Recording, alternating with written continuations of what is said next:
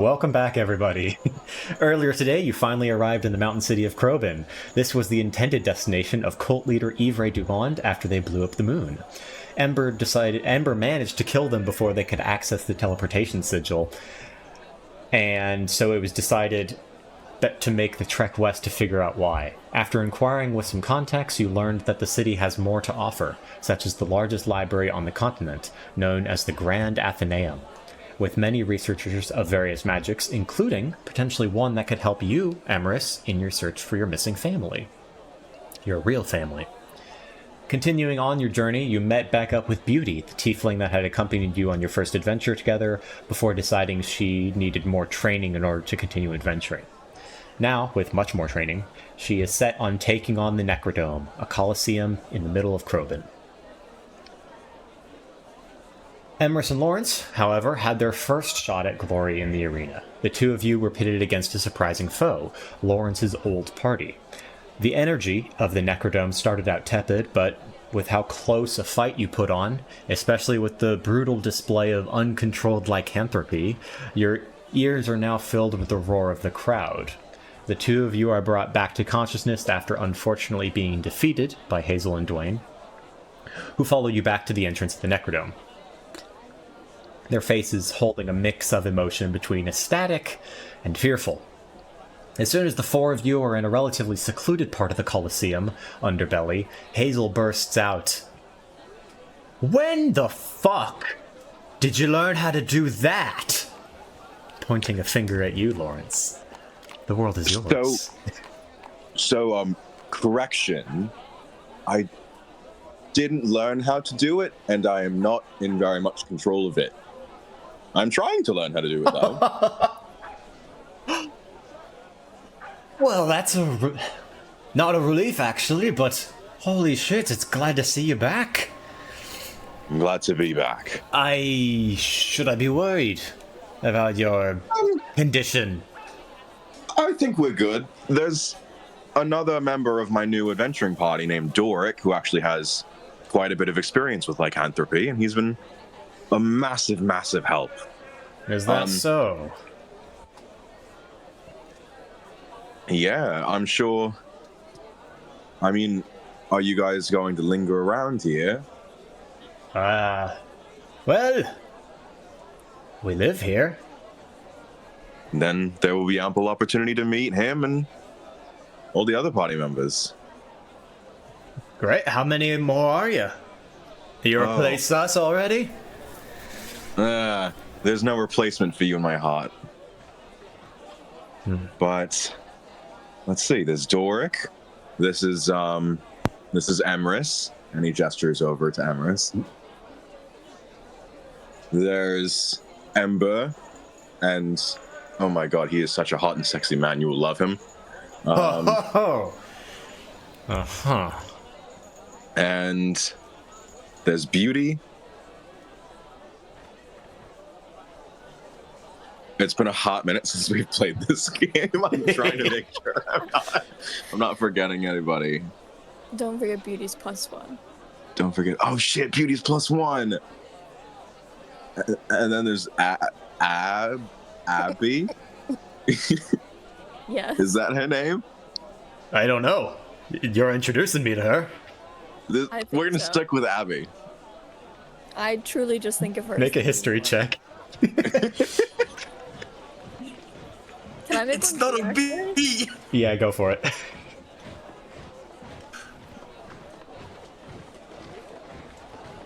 That's a 15 on the history check. I got a 15 too. Allie. Ooh. Allie. Okay. Sorry. Sorry, I was Stardew. The Stardew worms have invaded my brain again. Oh, those Stardew worms. Nasty things. Mm. The stern-looking one. But yeah, they're quite great. And it's real good to see you two again. How have you been since we last met? I mean, up and down, really. Losing Garrett was a blow to all of us, so I understand why you left, but well, me and Hazel here have been actually, well, we're together now. Oh, Sort of congratulations. relationship. Yes, it's been nice. I'm so happy for you two. Was this a more recent thing, or did I just not notice when we were adventuring? It's very possible I didn't notice. There were No, clues. I There was were a little clues. preoccupied. There were I fully clues believe that. during the adventure, but no, it's somewhat recent. You know, the breakup of the Fated Willows and the reformation of us two is, I guess, kind of put some priorities in place for us, and well, we have the house here, and we are. Oh. We've taken a little break from formal adventuring outside the town, but, you know, we can't sate that bug for very long, so we spend some time in the Necrodome occasionally. Somewhat more peaceful life. Somewhat more peaceful life, yes. But, You get to pick and choose. Indeed, indeed.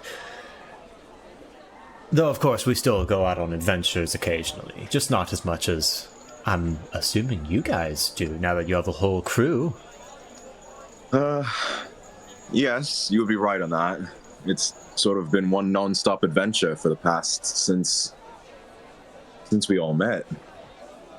Which wasn't even that long ago. It was only did you about all 2 months, meet? if I'm remembering. 2 months? Where did you all meet? In She-Rock. Oh, isn't that where, Garrett is laid to rest? Mm-hmm. That's actually why I was there. Oh. I was there partially for him and then partially for a festival in She-Rock. Just so happened there was a town, some people needed saving in some local mines, and one thing led to another. Now we're trying to deal with some less than favorable people and some less than favorable organizations, to say the least. Well, shit. I feel bad that we haven't made our way out to Shirok. Maybe that's next on our trail. It is a lovely place, and if you're there, I can absolutely recommend at least to say hello and to meet with a woman named Karak. She's been quite the help on our adventures. All right. Suppose I'll do that. Well, this place stinks, honestly, so how about we go upstairs and meet your friends? I'm assuming they're Yes. Let's. here. All right. You guys make your way to the, I want to say pews, but that's not the right word. What's the word? The bleachers? Stands. The stands, yeah. We can stick with bleachers. I think bleachers is more like a Bleachers gives me a modern high school term. musical. Yeah. We'll just do stands. You make your way up to the stands through the vomitorium, which is a fun word I learned. The excuse me? The It's not vomitorium. what you think it is. It is the little entryways, the doorways that like are built into the stands where people enter and exit. The vomitorium. It's the people who vomit out, not the actual vomit. Who spew forth. Yeah. That's Man, what it's people called. are so creative. It's a Latin. It's also word. funny to consider that it's just a room specifically made so you can vomit in. It's also very funny. And people fight. The high, Kind of nerve-wracking. with the upper class, maybe they would vomit just so they could eat more. Mm. Okay, Hunger Games fan. At least one person had an entire room for that. So you guys make your way up. Doric and Ember. You watch as Lawrence, Emrys, and the two people that they were fighting, a very dark-skinned, beautiful woman with glowing yellow eyes and a very large afro, and a also dark-skinned dark elf, drow man, with a brass eye and a very scarred-up face. And they all kind of, I guess, gesture for introductions, as Lawrence And Lawrence begins speaking. And he says, everyone, I'd like you to meet my 2 members of an adventuring party from my past. This is Hazel and Dwayne. Hazel and Dwayne, this is Ember and Doric. I'm sure and I'm sure you all will get along fine. Well, it's nice to meet you. Oh, glad to see that you, both of you are okay. As well as you two, of course. Better luck next time, I guess. At least you're not dead. Yeah. That is the silver lining, yes. Very true. Yeah. I didn't expect to see Lawrence here, but I'm still glad I can still kick his ass. Hey, they're No. very strong. Won't be much longer when you'll be saying that. Sure. Yeah, now that we've lost once, we're gonna keep trying until we win. I can't get you with the bear in the brush trick, huh? No. Is that I the hate fighting it. trick, or are we talking about the other one? No? I can see why you like him. No, sorry. Yes, I was talking about something else. It's still See, very it's effective. great. They both kind of laugh. Before we get to know each other a bit more, what the heck was with the arena eating your blood? Oh yes, that was Uh-huh. weird. The Oh, arena, yeah. each time the Yeah. blood your blood was spilled. Hey, it does that. Why? Huh? And you just don't question it? It ends fights quicker. It's a I guess. vampire building.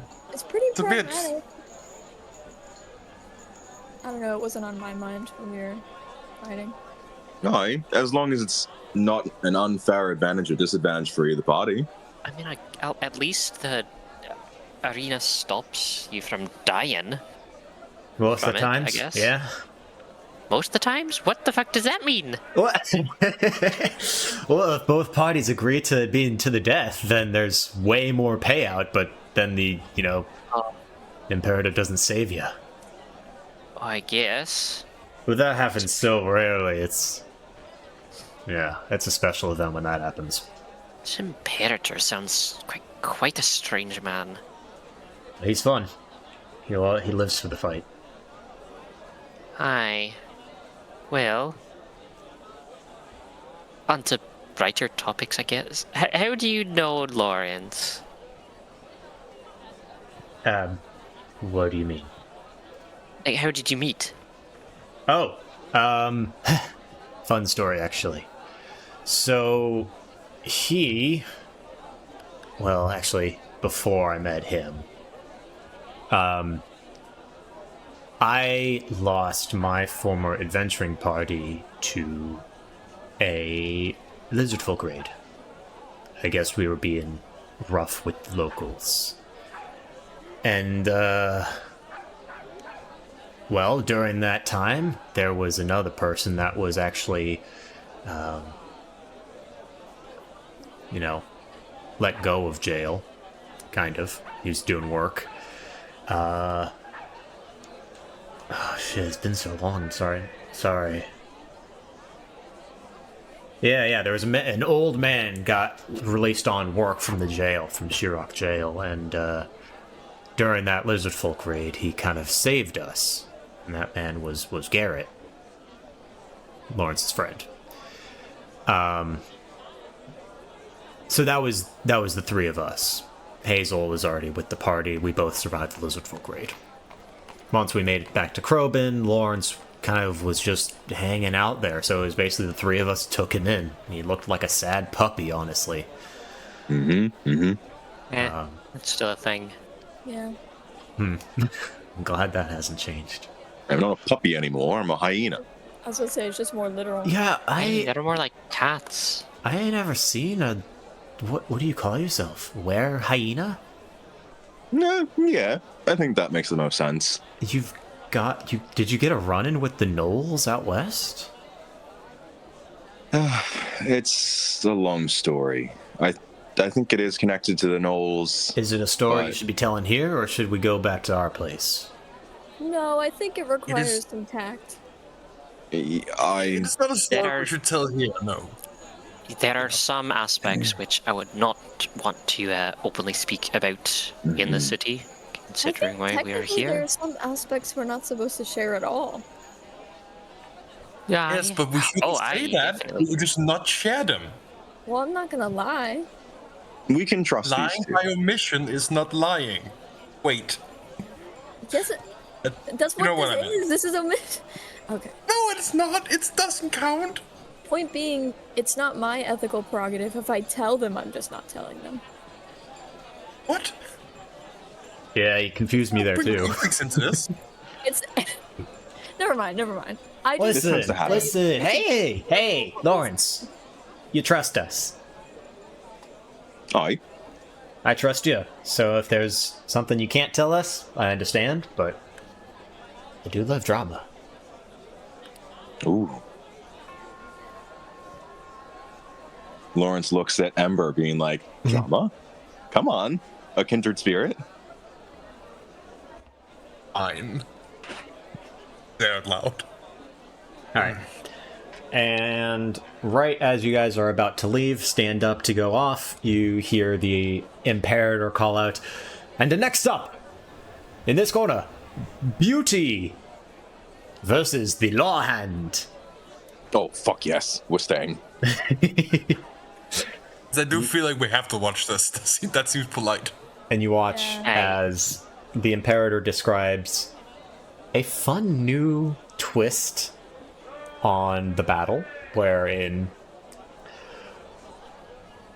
actually I have the thing I said for Beauty's session. Give me 1 second, because some of you weren't there, right? Yeah. All right.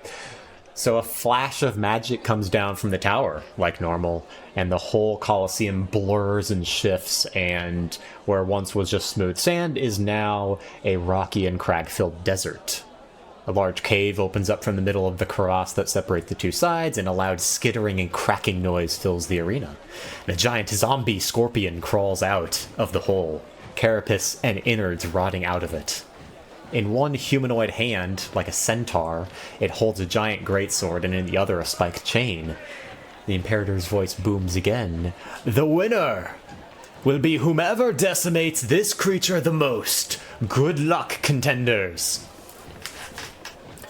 And immediately, the from the other side of the Coliseum is a brass, I think I said brass, dragonborn, dressed in all white, like outlaw linens, kind of like an antebellum sheriff.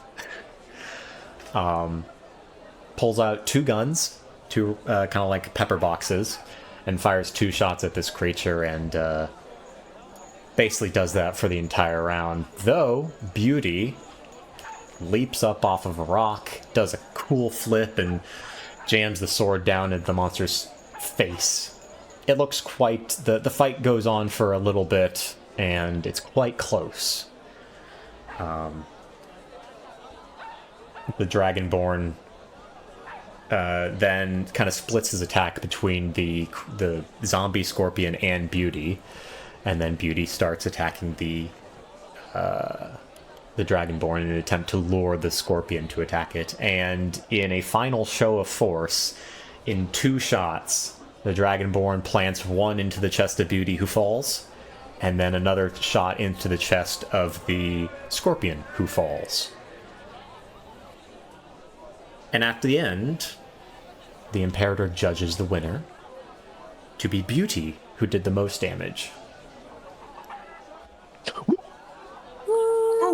Let's go, Yay. go! Or claps for her. Beauty then, as you guys are probably making your way, like, the Imperator announces, "Excellent show! Now, this was the last fight tonight. Please come back tomorrow for more entertainment. Good night, everyone." And the arena kind of rumbles a little bit And can I have everyone make a perception check? Yeah. Ooh. Ooh. 17. I will also be adding guidance to Okay, myself. no, 27. 1d7? Oh my. Yeah, I forgot how to read. I got a 19 and I have a Oh, plus fuck. 8. Okay. Oh, Oh my god. 19. Oh, wait, is it bright outside? 24, which I guess is kind of blown out the water by 27. What, I is it also bright got a outside? 23, No, which this is is- also blown out of the water. This is not sight, this is hearing. Oh, okay. So, Oh. Emrys, you're the only one to hear this through the din of everyone kind of getting up and throwing their food on the ground and making a mess and the rumble of the arena, but you hear a tiny, tiny whisper in your ears. In a language... Well, let me check what languages you know. I don't think you know this language. I have Draconic, Dwarvish, Halfling, Thieves' Camp. You do not know this language. Very fair. Just like a whisper passing through the air. Ember, you hear it again as well, but you can't make out any of the syllables or the words. You just kind of... It feels like someone's whispering in your head from a long ways away. Can I repeat it? Yeah, you can try and repeat it. It's going to be off since you're like the phonemes are kind of weird for you. It's a very harsh and guttural language that is not similar to any. Should I roll performance? No, actually, yeah, sure. Why not? You can do it well enough that it can be understood, but just to see how well you can do it, sure, why not? Just 13, so average. It's I can give you guidance. I feel like even if guidance brought me up, like, what, isn't it a max of like 4? Mm-hmm. I feel like that's still only 16, so we could save guidance. all right. Okay. Wait, you're just kind of saying like, hey guys, I heard this in my mind. Here's what it sounded like. I guess I would just repeat it to myself, but like everyone can hear me say it. Like I'm not. Okay, everyone can hear you say it. Lawrence, Yeah. Lawrence, yeah, you did not hear this through your head, but you kind of watch and listen as Emrys just kind of mutters to himself in a language that you have heard before. Emrys, what'd you just say? Huh? That language. It's not common. It's not a No. language most of us speak, but I've heard it before. Oh, you recognize it? The sounds, at least.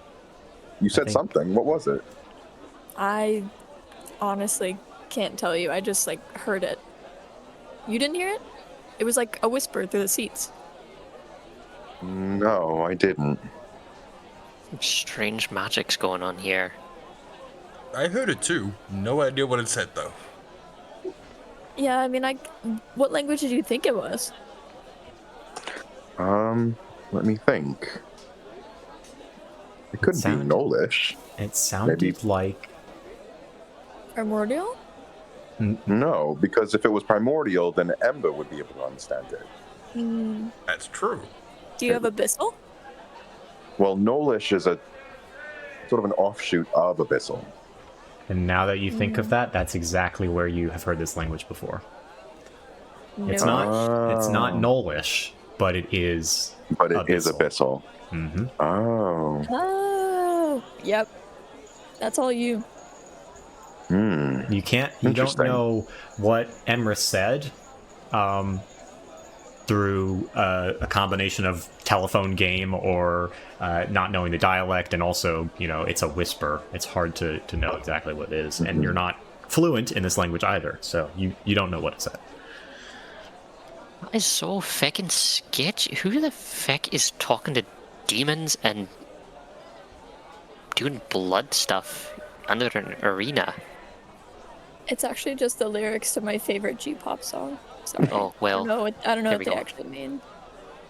A-pop. Wait, wouldn't it be A-pop? Yeah. That was Noel. Abyssal Well, no, isn't it's not a group. Nolish. Abyssal isn't a It's group. just Abyssal. Of the many Okay, infernal K-pop. idol groups. Yeah, I'm a big fan. Sorry, guys. I'm more into primordial folk music, but that's just me. I do We're really want to gonna- see an all-no pop band now. I'm more into the draconic throat singing groups, but Ooh, okay. You know what? Each his own. I don't know. How did you learn Abyssal? What the hell are you This will all talking be about? explained once we get into privates.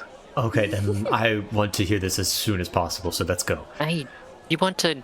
Where should we go? They have have a- a house. Yeah, we have a place. Very well. It's not big enough for all of you, but enough to, stay at, just in the living room. We can Alright, make, Perhaps tea. Lawrence used to like tea, right? I love tea. Excellent. sounds lovely. Perhaps at some You have point you can something visit our harder than carriage tea. as well. Yes, you need to see our carriage. Yeah, thank God. I've seen... If you say so, I've seen plenty of You carriages. have not seen this carriage, I can You have assure you that not much. seen anything like my carriage before. Alright. Take us to this esteemed carriage. Let's go. Are we going to the carriage instead? There, take the carriage. Yeah. Take the carriage to the house. Why not? Oh, so true. Oh, that's a better idea. yeah, we could park in your Alright. driveway.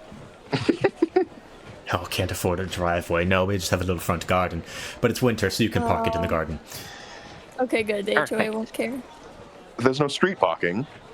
No? I don't trust street You don't- parking with you- my Does fine Doric carriage. know how to Does Doric know how to parallel park?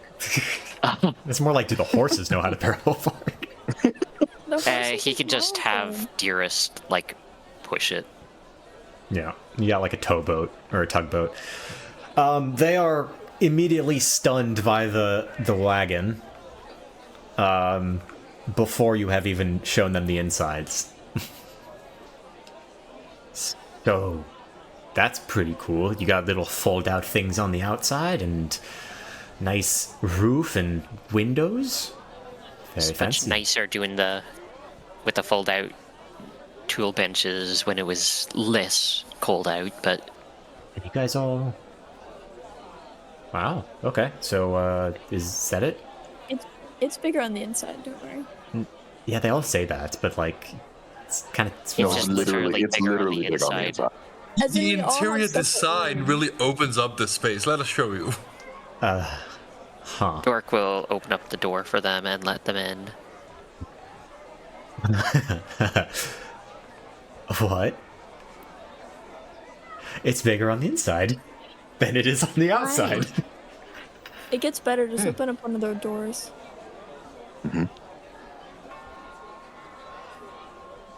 Sorry, what was that? I said it gets better. Just open up one of the doors. It's like quadruple the size you think it is. They open up all the bedroom doors, kind of just like peeking Oh, inside. look at my room. I mean, you don't need to. You don't need to do all that. You said. But you said to. Room. I just meant Lawrence's room. You don't need to see that my room has like a whole There's bathtub in it. there's no names on the door. Maybe you should put names on the doors. Okay, well, You should get name tags. Ah. I'm gonna Amazing. imagine that as soon as he opens up Dork's door, he is just face to face with Dearest. Yes. Is this one of your? Who is this? Dearest, he's a guest. That's Dearest. He's friendly. Does That's Dearest move? mine. Yeah, he probably just stands up straight instead of being like, who the fuck's that? He moves. He moves. Okay. That's really protective armor. I can't even see inside of it. Impressive. My finest work aside from this carriage. You built the carriage. Aye. Although I did a little bit of expanding with the help of Ali isn't here. She's probably at the arena looking for beauty. Well then, I suppose this is how you guys stay so comfy on the road. One of the ways, yes. I wish we had this. Some Damn, liquor Lawrence, cabinets you somewhere are here that also help. really upgrading from our party, huh? wouldn't say too much of an upgrade, but You can say it. No, you could say. certainly no need to be humble. you can It's not like certainly we're get all right used here. to the certain amenities that come from one party member in particular. I have a name. Call me an amenity. Amenities. That's a different kind of amenities, Ember. Oh, okay. Well, never mind then. Still a very good kind of amenity. Don't get me wrong. Love Don't call me an your amenity. amenity every single time. Stop calling me that. Jesus. All right, well, let's get back to the house. It's only a short travel, just up this mountain, actually. Don't even have to go off the mountain. Awesome. We will go there, I guess. Yeah. And we're bringing the carriage with, right? Yeah. Absolutely. And by the time you get there, the sun has started to dip, and it's become kind of evening. And you guys get into the nice, comfy rooms of this house. It's a little rundown. It's only a single story, but it feels homey in here, and it's warm. Yeah, the housing prices in Groban, not the best. It's all the adventurers want to live here, and everyone's expensive. Everyone has money except for the people who don't, and yeah, Shirok sounds nice. Just not the same after the market crash, Yeah. Yeah, I mean, That dragon crashed into the market. Just not the same. yeah. Glad you know fantasy gentrification is still thriving. The cold, the weather right now is incredibly cold and biting. Being high up in the mountains, it's very windy, and the middle of winter, it hurts to be outside. So coming inside from the cold is much appreciated. Hazel immediately starts getting tea brewed, and also starts getting the fireplace cooking, and gets some food on the stove for all of y'all. So, story time. Let's hear it. Suppose I should start at the beginning. Or the closest to the beginning that is relevant. This actually happened before I joined up with you two and Garrett, but I was part of the Fedoran military.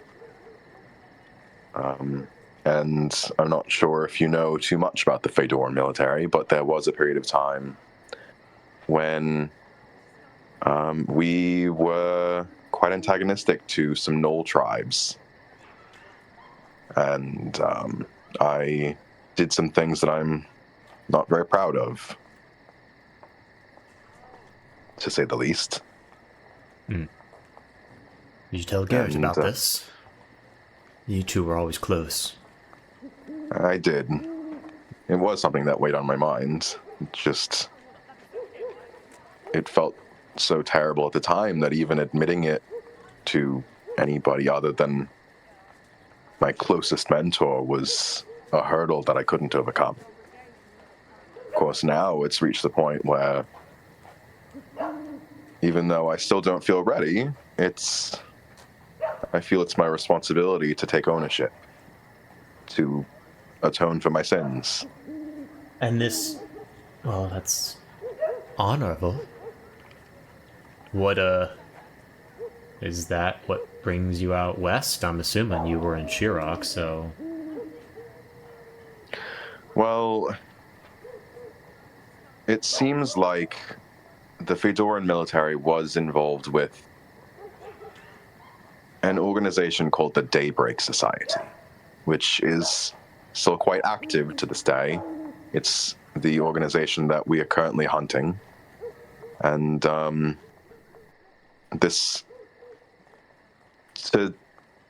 describe their goals and what they're capable of,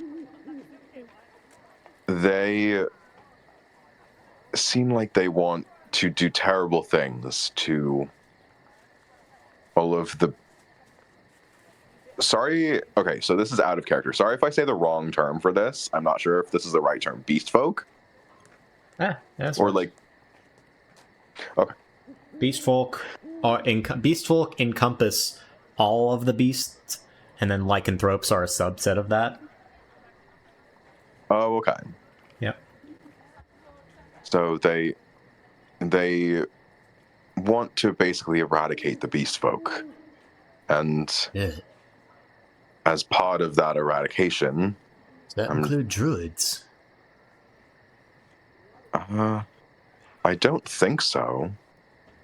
Can I try to like check the specifics of the genocidal scheme? You put it past them. Yeah. I heard they took quite a bit of chunk of business out of their. Sorry.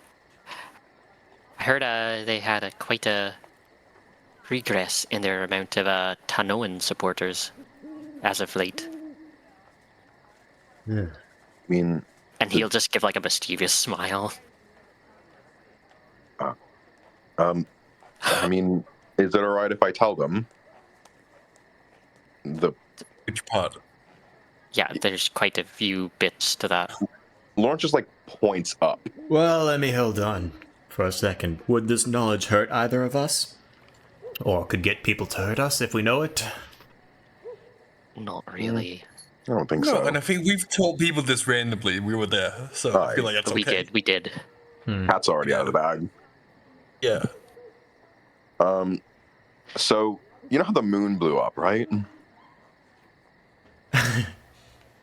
Yes, I do. No one knows what the fuck happened, so we're all kind of ignoring it for a little bit now, but everyone's been on edge. That's not true. What? It was the Daybreak Society. It was intentional. That was part of their scheme. Hazel, hurry up with that tea. We're gonna need it. Okay. So the Daybreak They might be a bit Society- closer to a bit of a cult, it seems. Right. Daybreak Society blows up the moon. Why did they blow up the moon? And how do you know this? We were there. We tried to stop Yeah. it, but we failed. Well, I think their plan was to blow up both moons, and I think we kind of stopped that. We reduced the amount of harm that they could have done. One of the moons did still explode, and we think that's largely part of the scheme to eradicate the beast folk, because that moon and all of the moons are connected to them. How? This is why we have multiple moons. They Just think in that case. they have. Sorry, just choked on my own spit. They think that perhaps they can awaken some old god of light.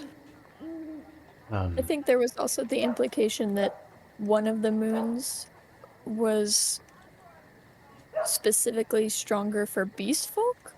I think they intended to like cause harm to I've- lycanthropes.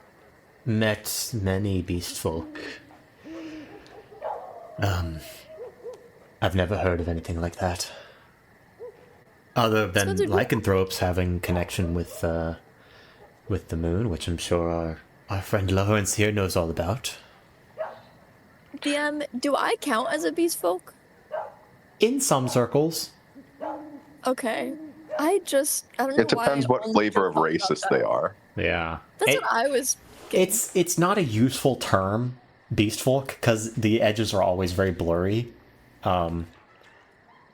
But It's also like inherently doesn't sound great. yeah, no, it's not. But It's all racially charged. yeah, that's why an evil Okay, cult is using I it. just wanted to True, check. fair enough. Good point. Good point. I just want to check because I feel as though I have been talking as if I was not the group That's at it's risk. But now that I realize it, I some- feel as though some beast folk reclaim the word and self-identify with it. It's up to you. I don't. Don't call me that. Very well. Yeah, like I said, I haven't heard of anything having to do with either of the moons, Sikana or Rutar, for beast folk other than lycanthropy, but that's typically only Sikana. Rutar is typically shunned by most lycanthropes that I know by. Is there a reason why? Or would I know that? You would know that, yeah. Yeah. When I knew that. when Sakana is full, it's, triggers uncontrolled shifts if you haven't gotten a handle on it, as you're familiar with Lawrence. But when both of them are full, Sakana and Rutar, everyone shifts, no matter how controlled you can be. So the fact that, Rutar can cause lycanthropes to shift even if they have a full grasp on their ailment, it's bad luck. And that is the moon that blew up. So, if they blew up the moon that lycanthropes think is bad luck, that seems counter to their plans of, eliminating beast folk? But we're not It does- 100% sure what their plans are. They didn't have the best interest in. I didn't give you a pamphlet. No, they didn't seem to. No, and I asked yeah, quite and a the few main leaders people, of the group. and didn't give me a pamphlet. We're actually The hoping main leaders- maybe we can learn something from the library. Oh yeah, that'd be a grand Kind of. idea. I have quite a bit of a list to go through in there. We might be in town for quite some time. I think so.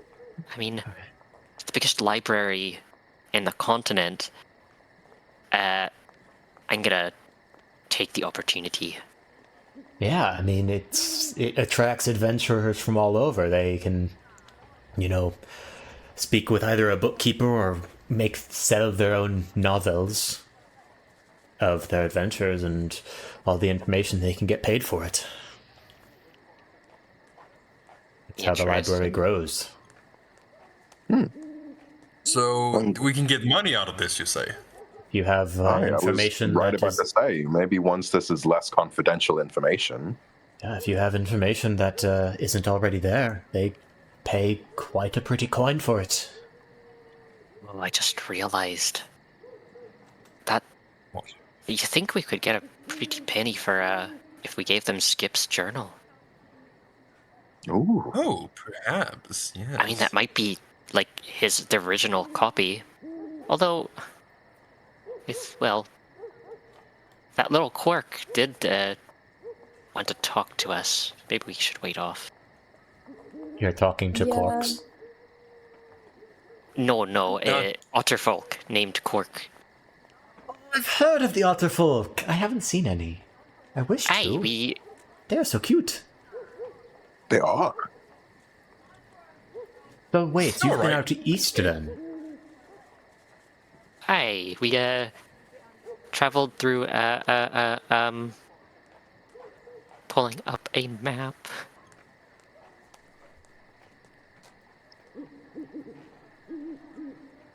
Oh, very. We traveled to. Well, Lawrence already told you that we met in Shirok. We traveled up the river into Lake Zelendra. Didn't have the greatest time there, to be honest. Saw a dragon. What was that? Saw a black dragon, I thought. That's right, we did see a black dragon. Was very cool. Did Not the first dragon we've. Well, it was the first dragon. It was Not the at the last time. dragon we will see. You fought Ember kind of rubs his multiple face dragons? instinctively. We didn't Yeah, I fight know. both of them. The first one we didn't fight. You fought a dragon? And one. Yeah. And I didn't. Well, I would hope you would have won. Emrys is just gonna glance at Ember's face. Thank you for reminding me. I know. I didn't. We know see this anything. happened. We also ran into a Hydra. The lake there was not that happy about us killing a Hydra. Mm-hmm. That's still. I'd rather not go on that lake anytime soon. That was about, 1 month after we had met? Not sure. Not good with time. Me neither. But Feels like years. honestly, it does. But we stopped by Ningia. Almost got assassinated. Yeah. I look at Emrys. Yeah. Hmm. Hmm. Almost died to rapids. Anubis got us through, thankfully. Who? Rabbits is ocean, not rabbits as the animal. Not yet, at least. No.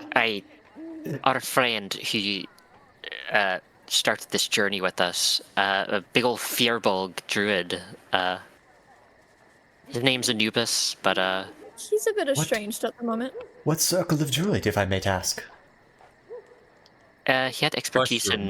in fungus and spores. Oh, Yeah, that. I haven't met one of them actually.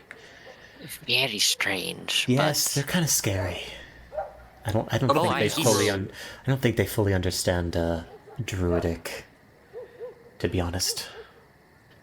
Well, I definitely very, very different from any of the druids I've ever met, but he's actually very sweet, albeit the eccentricities he has. If he's traveling And extremely powerful. Very deadly. Oh, really? Aye. Well, as we said, he kind of, he left for some personal issues. He didn't exactly want to leave, but had no choice. There was some possession involved. Yeah, technically some possession involved. I like Like- how we continue to add all of these details that your friends could not possibly understand in this short amount of time. Yeah, but it's fun I to mean, see it's, it. Fill out the, it adds color. It adds color. it certainly does, but I do want to get to the point of what, if anything, we can do to help. Oh, aye, about that. So, well, when we were in Tano and the whole cultists were stopped, one of them tried running off to Krobin via teleportation circle, but was stopped, and now we're here trying to investigate what they could be doing here.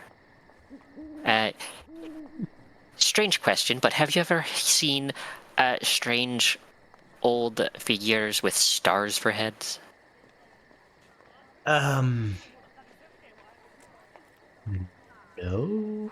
No. Ever Hazel, heard of the Hazel, have you seen anyone with stars for heads? No, I ain't. Have you ever heard of the term harbinger? No. Just harbinger? I mean, I know the term harbinger, but Harbingers of the oncoming flame. no, that sounds like a Coliseum team. That sounds Greek. We know. It's very strange. Well, that's what the library will be for. Yes, I was going to suggest that. You might find something. I'm sure they have lots of books on cults and the like.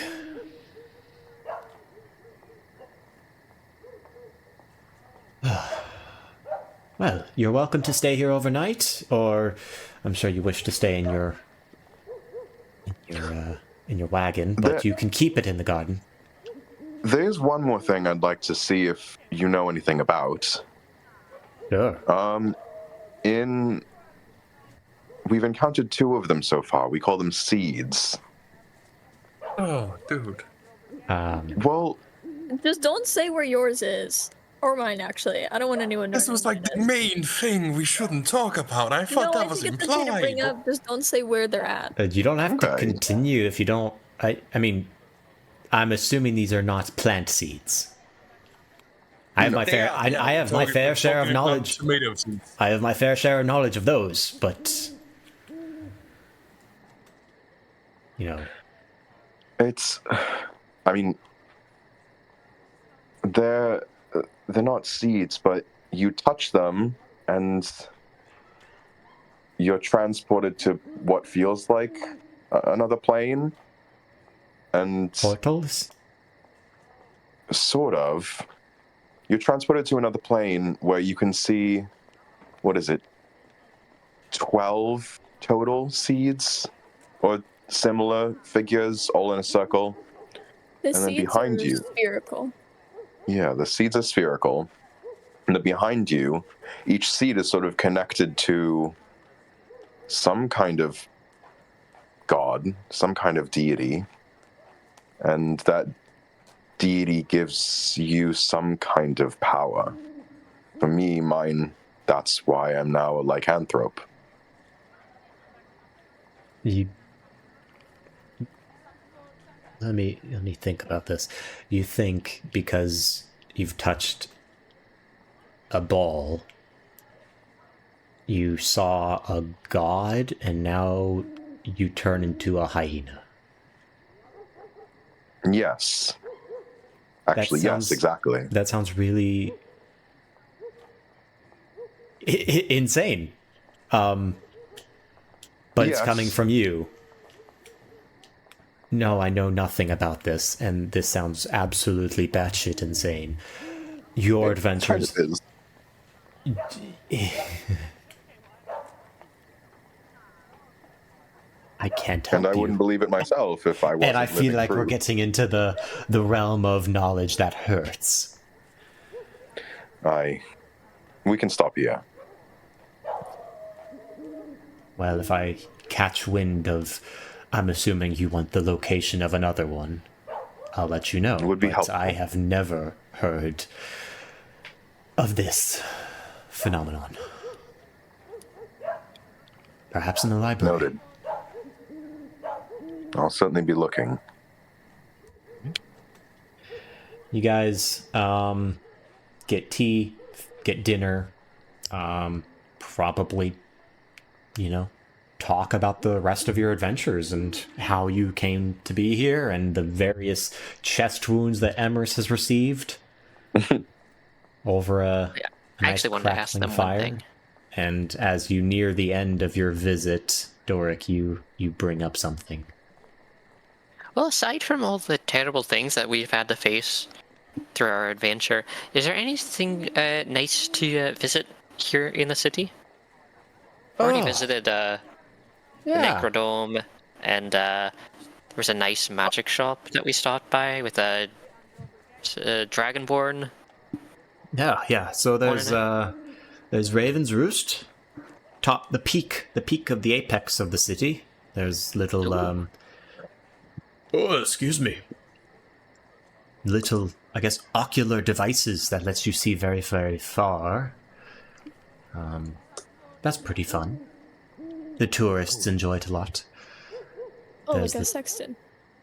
I don't know what that is, but perhaps. It's kind of like a telescope, but for land and not stars. We shall definitely visit there. There's the I Grand also have a question about things in town, and I don't want you to take this the wrong way, obviously. I There are have some people- questions too, but I'm scared about what your question is. Let me just ask it. It's gonna be fine. Why Okay. me first? I asked the question first. Okay, keep going. Keep going. There's the Necrodome, the Athenaeum. There's various shops, blacksmiths, the two biggest inns that you might be interested in: the House of Pain and the House of Gain. The Dawn Hands run that, a married couple. Why not both? What do you mean? Why not pain and gain? Oh, well, they are connected, but you enter in the House of Pain, and if you can prove that you've won in the Necrodome, you get to advance to the House of Gain, which is more prestigious, but see. also expensive. I suppose you are welcome in the House of Gain then. Yes, but it's not really our crowd. I see. Other than that, there's many community gardens that are built into terraces that me and Hazel visit quite often, but I don't know. I think it's mainly those things. You look around, you can probably find more though.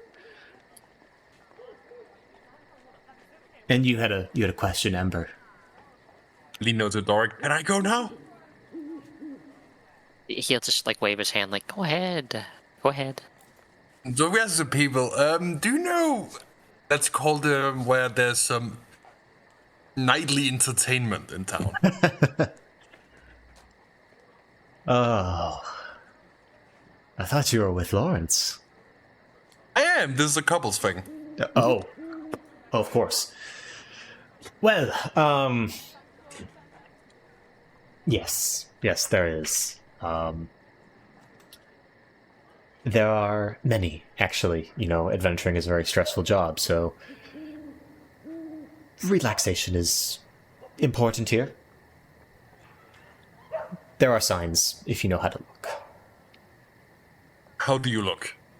What do you look for? He draws You a don't- he draws a like a symbol of kind of like a tree blooming with a blossom on a piece of paper for you. Thank you. I haven't visited them. I don't know how good they are. I will give you a review. I can't believe our esteemed Ember doesn't know how to find a brothel. Okay, He calm just- down. Now he does, though. Mm-hmm. By the Now way- I do. It's Trust the artistic process. By the way, Amber, since we're in the city, we should stop by that. It's a clinic of some sort that specializes in prosthesis. oh yes, we should probably get my eye fixed. Aye, that's pretty important. Oh, the Kerbar Clinic next to the Necrodome. Aye, how are they? Have you heard of them? I mean, the orc who runs it is one of the best, I would assume, of prosthesis and tattoos. I see. Tattoos. Yeah, they do tattoos there, magical tattoos. That is quite a strange mix, I must admit. Well, it's Health Yeah. and tattoos? needles body and modifications. skin stuff and body mods, yeah. I mean, he has nurses and surgeons who do more of the, you know, actual curing people, but he's good at the aesthetic stuff.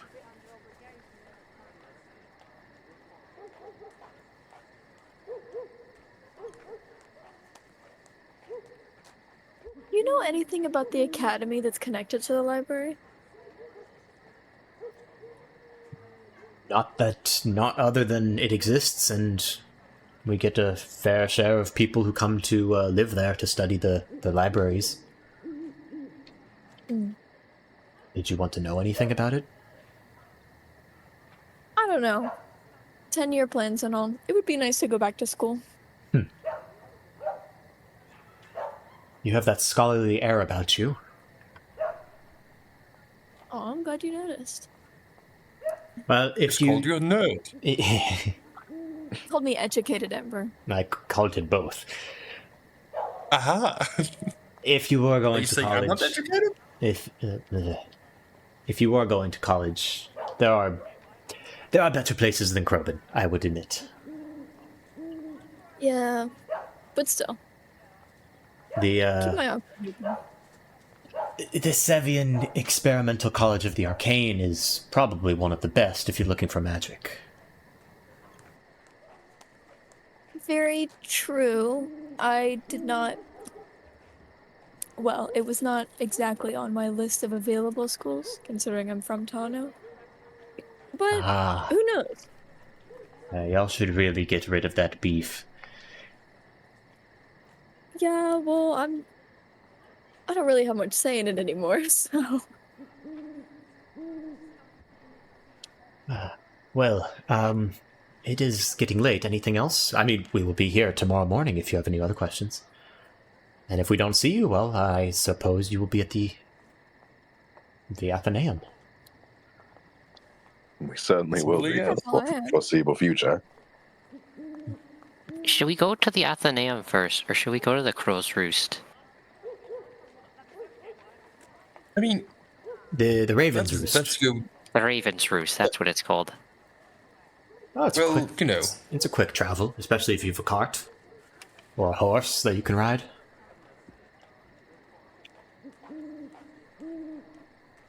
You can go either before or after. Maybe after.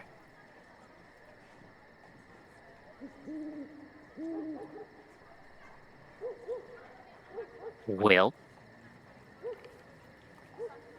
All right then. Good night. Not one for goodbyes, so I will see you tomorrow. Thank you for your hospitality. Of course. Knock on the door if you have any other questions tomorrow morning. Thank you. Alright. And they give you some leftovers and scoot you out the doorway into I'll your get back. cabin. And night comes. You guys get a long rest. Make sure to knock off any exhaustion points you have, Lawrence and Emrys. Oh, and did both of you pay the 10 gold for the Necrodome? Yeah. I assume so. I don't really remember, to be honest with it's you. fine. We'll keep it. As long as you didn't win, so you don't really get it back, so... Oh shit, we forgot Beauty. No, Beauty comes back later in the night, but is incredibly tired and doesn't really talk much. What? That's ridiculous. Hey Beauty, how's it going? She's tired, Dorg. Let her go to bed. What do you mean? I'm pretty sure she's free to talk. Did you see me? How good I was in spinning around in the fight? Yes, you were great. You sound different. I am sick from the fighting. That's good. That's her voice good. is Put it I down. think I breathed in some of the rot from that scorpion in my lungs. Oh no, that sounds atrocious. Very yucky. How are your sinuses feeling? I don't know. It's a sinus. Part of your nose. Okay. I will, I'll talk to you in the morning.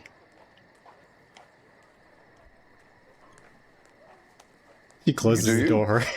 She closes the door, and, like, in the middle of the night, you hear a sneeze, There and it then, Damn from Allie here. Oh, shit. Not again. I think Emrys just gonna wake up quickly and assume Lawrence that sleeping in the same bed. He's gonna look at Lawrence and go, "Well, she's gone again," then go back to sleep. You're you're sleeping in the same bed now. All right, we gotta update that. We'll Progression. Update the fan fiction, guys. All right, and we need a break now, or are we good to continue? I would like a break. I need to go to the bathroom. Absolutely, perfect time for a break. We will be back in a little bit. Alright. I'm gonna get a snack.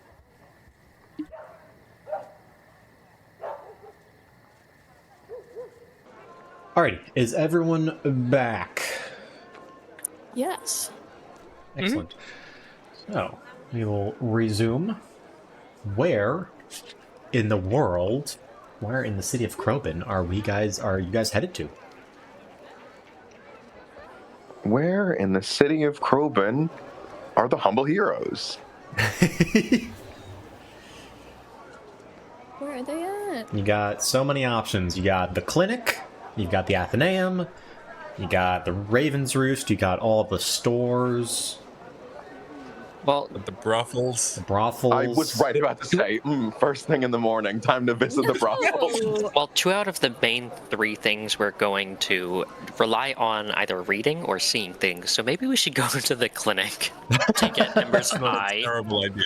Let's All right. let's go to the clinic.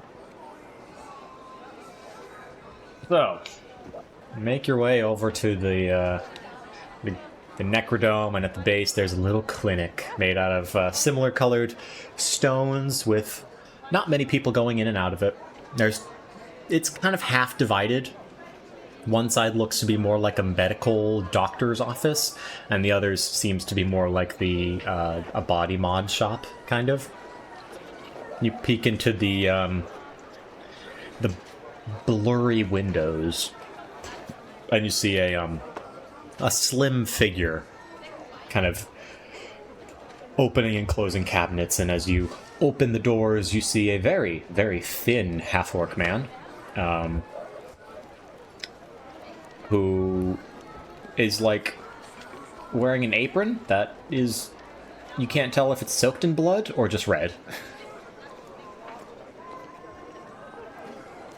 And he looks over at you with a grin and raises his eyebrow and says, "All right, how can I help?"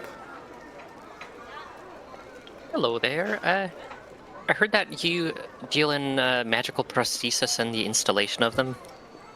Indeed I do. Well, our friend here has a bit of a problem with one of his eyes. Kind of stopped working. And I found something like this, and I will pull out Eyes the wild don't eye. just stop working. Well, in this case, some acid made his eye stop working a bit. Some acid I know, doesn't it's just make effective. an eye stop working. I need the whole It was truth. acid. It is when it's spit at you by a dragon. All right. All right. It got better. I can see that. You have the prosthetic? Yep. I will pull out the wild eye and show it to him. Simple stone eye. Easy enough. It does have some magics in it. No, I don't give a shit about that. Alright. I don't ask questions. I just take your money and put it in your socket. So, How much will it be? well, how careful do you want me to be? I'll look to Ember. I mean, I would like minimal pain, but if it takes the price down, I'll be okay with, You want to be awake? slight butt job. Thank you. Do you want to be awake? No. Do you have anesthesia? I do. It costs money, though. How much Give us a money? price. For something where you won't feel any pain until you're back up, we're looking at about 50 gold pieces. Oof. How much for pain? Well... like 5? 10? Let's get a spoon and scoop Give it us out, the really. fiver. Ooh. Okay, no. This is important. Nope. With Give me some wine from the satchel. Let's do this. yeah, Thought we could cast sleep. Wait, let's. I Okay. don't sleeping think- spell work. Yeah, I don't think that's gonna last. No. If my eye's gonna get scooped out, I want to see it. Oh, Why? We are no. Is there like a chair or something, like the operation chair? Oh, yeah. What is wrong with you? He's gonna Jump take into it. He's Let's gonna go. he's gonna take a piece of beef jerky and start chewing on it while he points you over to the chair. Oh my Yeah, it's fucking over there. god. Sit in the chair. Yeah, he points you over to I give this a man a bottle of wine. he points you over to a no. chair Bottle with of these. wine, and I need to hold somebody's hand. Oh no, there's I'm thick paying. leather. There's thick leather straps into the chair that will completely like immobilize you in the chair, including one that I'm goes around your paying. forehead. Strap me in. Money. I'm We paying have for the money. anesthesia. We have Nope, money. we're not paying for it. Don't listen to him. He is crazed. We're not crazy. I will pull out Scoop 5 out my platinum eye. pieces. Make a I thought you were the decision. normal kind. He's a little I thought you were the normal crazy, but kind that's of. part of the charm. I pull out 5 platinum pieces and hand them over to him. He's gonna glance at Ember. Hey, he's the customer. take it. He's the client. Yep. Stop I'm paying enabling 5 this. gold for this. Not a penny more. What businessman actively denies extra money? The freaky one. I'll take Please the money. take the I'll money. take the money. I'll just do it without anesthesia. If he wants it without anesthesia. Believe me, Amber. she's not the weirdest person I've had in my shop. Amber, Yes. this is your eye. Hey, some people pay me to do more pain. Okay, you realize how many nerves are like right there? Yeah, Like, but they're if all you dead. If you flinch and freak out and that drives into your head, you're gonna like lose the ability to make decisions. Like Not even that more I'm than good at those usual. anyway, so that's fine. Oh, not You're that. okay with bad at ruining my the hands. Ember Delight, the perfect Ember Delight? We might get a newer, better version. Let's see. What happens if he Dig into my slips and you skull. lose all your storytelling ability?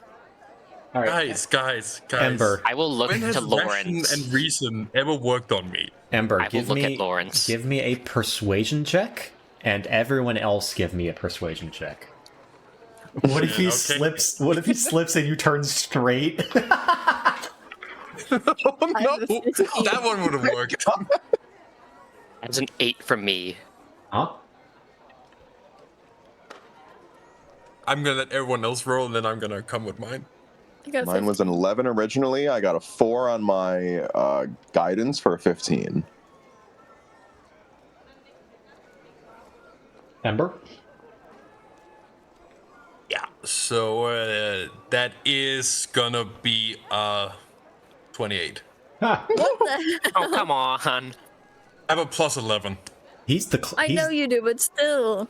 So, all right. So, question to the clinician: are you familiar with the spell False Life?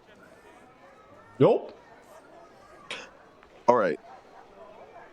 Are you familiar with the term temporary hit points? Nope. No. Ah, sorry. This jerky's really yummy.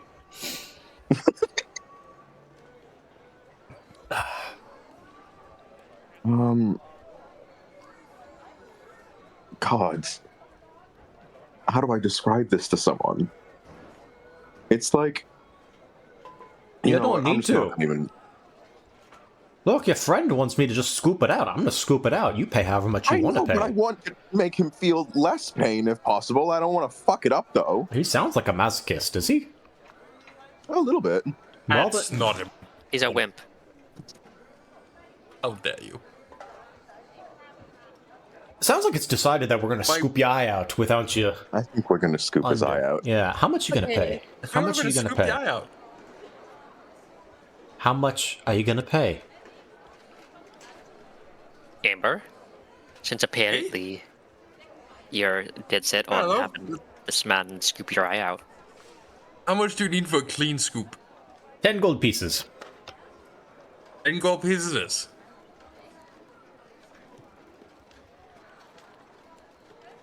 And with that, I'll even sterilize the instruments for you. Oh, You're too good, man. You're too good. Great job.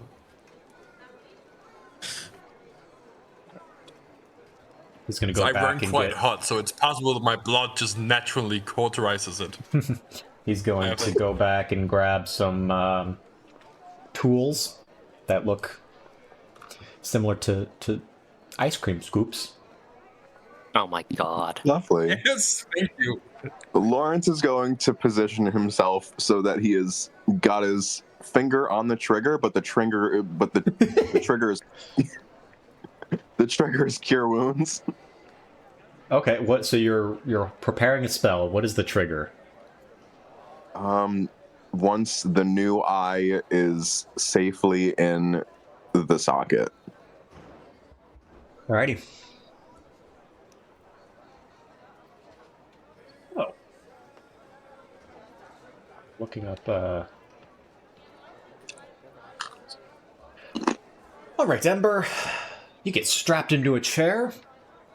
This man of medicine holds up a scoop, and it looks like it's sharpened on one end, and he straddles your lap, and he counts down from 5. Can I have you give me a Constitution saving throw? Is he straddling my lap? Yep. Yeah, because this is a weird as fuck thing you're doing right now. I like this guy. He's great Oh at my this. god. That's gonna be a 15. Okay.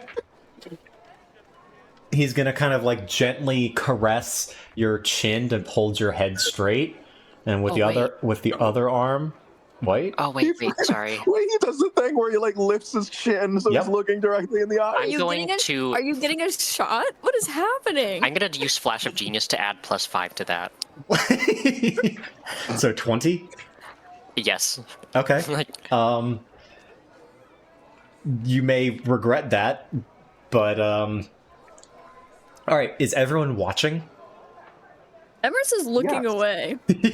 Orc is like cringing, but he is like going to make sure that nothing really bad happens. All right. Ember. It's a weird feeling. It doesn't hurt as soon as the scoop enters your skull, because all of the nerves on that side are dead. However, there's a very, very uncomfortable pressure behind your eye. And then everything in that eye goes gray. Not black, not white, just a flat gray. And immediately a searing pain shoots through. You instinctively reach to try and scratch out your eye with your hands, but they are bound fast. You try not to scream, but this is pretty bad pain. It's on par with, being stabbed in the face. Ah, motherfucker. You've done worse. You've had worse happen to you. Yeah. You got this. Breathe. With a 20 on Hit your leg. With a 20 on Constitution, you don't pass out. It just means you feel more pain. You do take. Oh well. You do take 12 piercing damage Okay. and are blinded in both eyes for a little bit. And then everyone hears a disgusting squelch as the blood vessels and everything and not tendons, muscles and optic nerve is severed behind his eyeball and it gets scooped out. The pain. Oh, I heard that. That's a bad sound. Bad sound. And for once, you feel a nice cool breeze soothe the injured eye socket. That you've never felt this before. Oh. The pain lessens a little bit, and then you hear a clank of metal. You can't see anything right now. The doctor, quote unquote doctor, calipers open your eyeball, and with his forefinger and thumb just like jams the new prosthetic eye into its socket with a pop. And you take an additional 5 slashing damage. Okay, I'm fine. Your eyeball is on fire, and eventually, given 30 seconds or so, your cure wounds goes off. So yeah, roll that. Cure woundsing. That's gonna be. Nope, rolled low, but 6 hit points healed. Okay. It cures most of the searing pain immediately, and it's now just back to a dull or a pretty sharp ache now. 30 seconds pass, and sight returns to your good eye, and you can now kind of feel movement behind the implant. Like it's doing something to you. But you're not sure what. I can't see out of it? Not yet. But the gray is slowly getting more and more kind of like black and white. Like it's slowly going from a flat gray to, okay, I can kind of make out a gradient here. And another minute passes and you're like, okay, I can kind of make out like this is where light is coming from. And you slowly get more and more information from this eye over the next couple minutes. Based on this, you guess it's probably going to take an hour or so before you're back to full vision. That was fucking Is it disgusting. terrible? I want to go again. Oh, I can go Yes. again. No. Oh, you want your eye, though? What? Do you want your eye? I mean, yeah, I do kind of want my eye. All right, here you go. He's gonna hold it in two bare fingers. Just give it to you in the palm of your hand, and it Can I get a squishes. bag? I suppose. He gets you a bag to put it in. Don't sit on it. I won't. We have like Is that a thing that happens? a vial or a small jar, perhaps, for that. We'll Yeah, get in for 1 gold. Sure. No, I might have one. Oh, I see. Amber, as someone who has... Yeah, he hands you the empty beef jerky bag to put your eye in. Oh my god. Evil. We'll get into something better. The salt will help preserve it.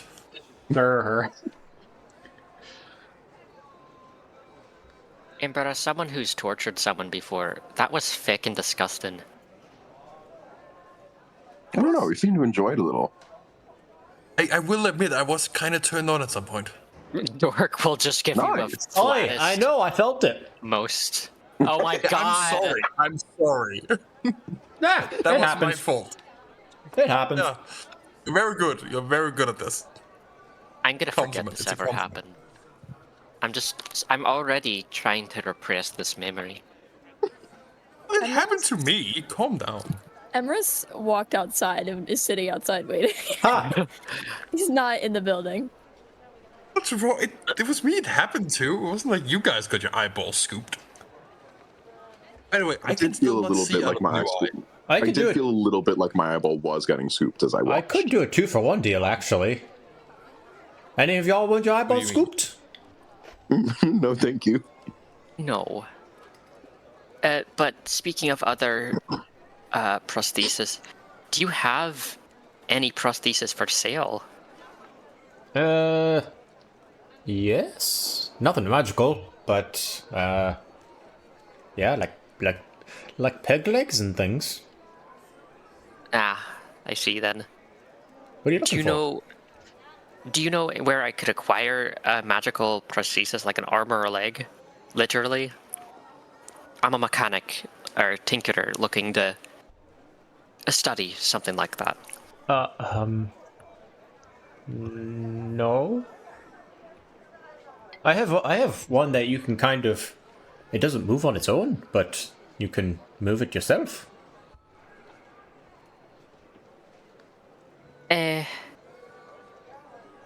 No. That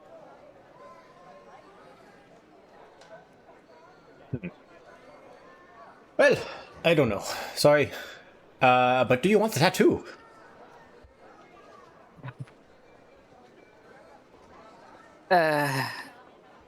Emrys, Emrys is I will, sitting like, outside pop- the store. I will.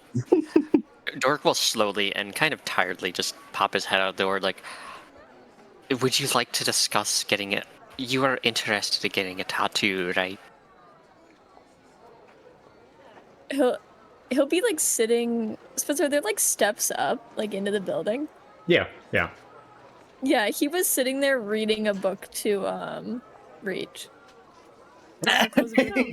Read it. Okay.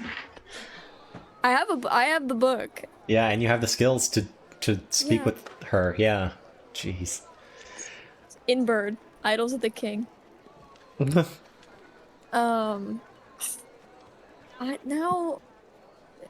I will ask about purchasing the implements required. Thank you, Dork. And then he'll get up and go inside. Oh, welcome. I have tattoos. You are interested? Yes, do you sell the magical needles and ink at all? Yeah, I got them. Oh, you want to do it yourself? Yes. Oh, all right. I guess could do a little bit of a discount. Alright, I got 3 tattoos. I got Illuminator's tattoo, which lets you write with your finger. I've got Coiling Grasp tattoo, which lets you grab people from afar. And I've got Eldritch Claw tattoo, which does a claw. I'm not sure what that one does, actually.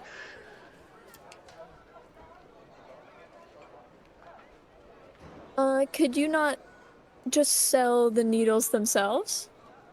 Yeah, those are the needles I have. They are magically imbued. Oh, is that the only tattoo they can do? Yes. But I have normal needles and ink that can do non-magical tattoos.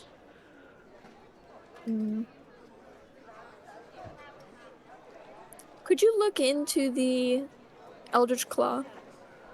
I suppose. Oh, making me get my books out. Alright, here we go. When this tattoo is applied, your unarmed strikes are magical, blah blah blah blah blah. You get a +1 bonus to attack and damage rolls, whatever that means. And as a bonus action, you can empower that tattoo for 1 minute. That makes your unarmed strikes and melee attacks have 15 feet reach and do extra damage. So Spencer, DM question. If it makes my attacks magical, do I use like a spell attack? No, you just use dexterity, but it can bypass resistances. Okay, because currently my unarmed strike doesn't do any damage. Yeah. But you would So- get a +1 bonus you would get +1 bonus to your unarmed strikes, which means it would go up by 1 on both damage and attack. Okay. And then the other one was the Coiling Grasp, which lets you... When the tattoo is on your skin, you can, as an action, cause the tattoo to extrude tendrils, which grasp out to 15 feet and can grapple creatures and take damage.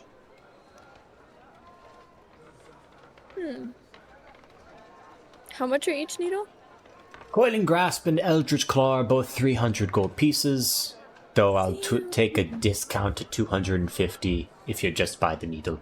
Illuminator's tattoo is 40 gold pieces with the discount, just because it doesn't do that cool of stuff.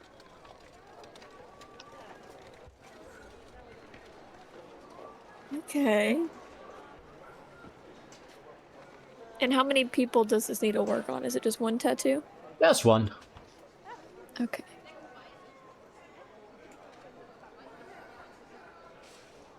This might hurt me, but I'm gonna buy both. Excellent! That would be... well, that's 500 gold pieces. You said you discount them for 200 each. 250 each. From 300.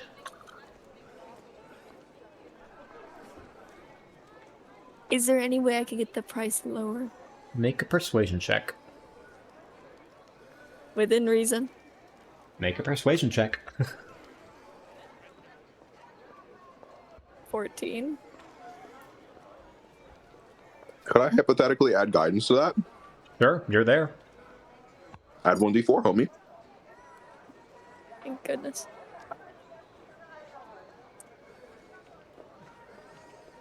$15. I suppose 2 for 1 deal is fair. Especially since you let me have some fun with your friend. 400 gold pieces.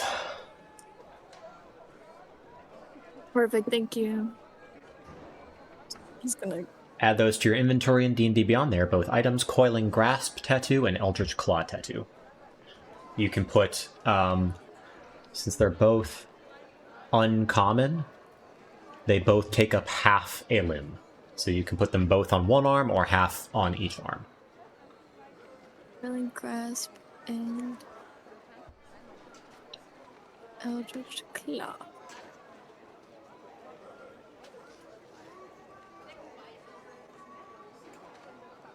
Okay.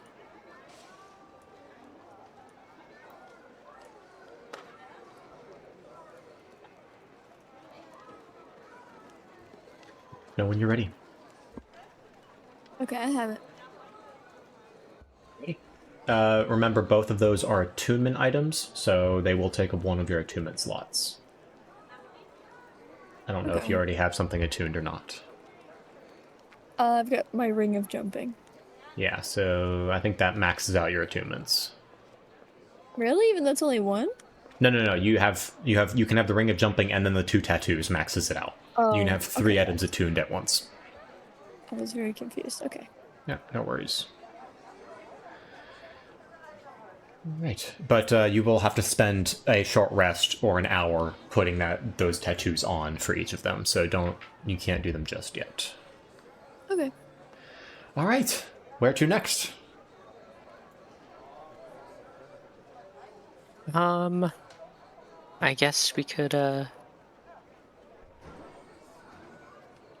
Actually, before we go to, the Athenaeum, that one magic shop mentioned that they would be getting new items today, right? Yes, I believe so. I think so. Maybe we can stop by there real quick, and then straight to the Athenaeum. Sure. So, Alright. Sure.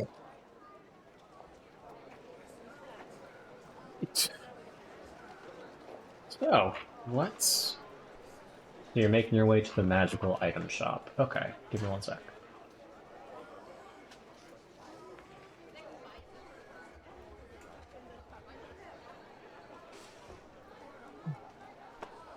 You see the same blue dragonborn woman. She welcomes you back. Oh, where's the... Oh, that's not the right shop. There we go. That's the right one.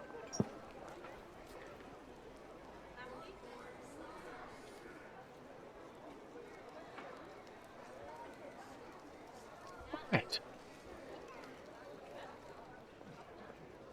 So, she welcomes you back in. She shows off the goods. We'll just make this kind of quick. You have the same items from before. Necklace of Fireball, Scroll of Conjure Elemental, Scroll of Darkness, Dancing Scimitar, Boots of Speed, Horn of Blasting, and I think some of the new items that she got in is Oil of Slipperiness, Cloak of Elven Kind, Immovable Rod, and Broom of Flying. How much is the broom? The broom is going to be 800 gold pieces. Okay. Wait, did I say 800 or 500? I don't even know what I just said. 800? 800? Yeah. You said 500. No, I said 500? No, you said 800. 800. I can't afford it either way, but I'm just trying to argue it down anyway. Fuck. I want that. How much is the immovable rod? 100 gold pieces. You know, I'll buy the rod. All right. Second immovable rod that this party has had? We already have one? No, We you had had one one, and then you sold it. Oh. I still want I one. think I have Doric- possible Doric- ideas. Doric could buy the Broom of Flying, I think. I could, yeah. I'll still buy the rod. All right. How much is the Cloak of Elven Kind? That would be... Hold on. I had all this ready, and then I closed the tab having all of it. Whoopsies. That would be 300 gold pieces. Pieces. Huh. But don't you already have that? Yes, it is an attunement. I mean, infusion.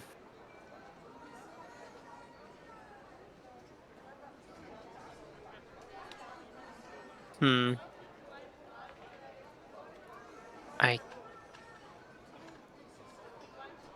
think I might keep what I have.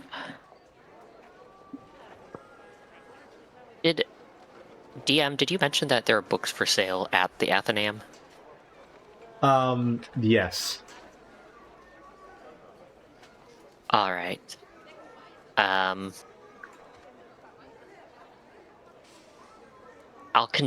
will keep the Broom of Flying on my mind. I could afford it, but then I would be using most of my gold.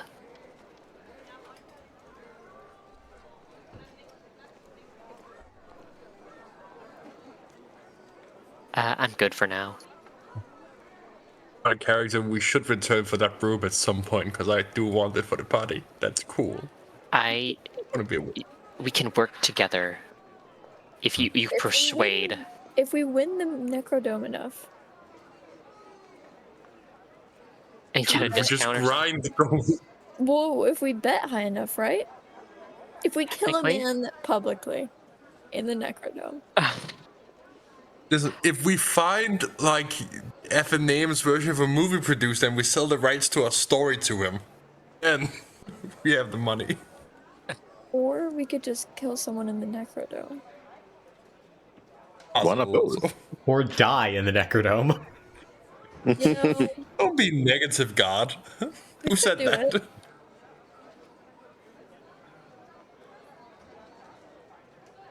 All right, I'm good for now.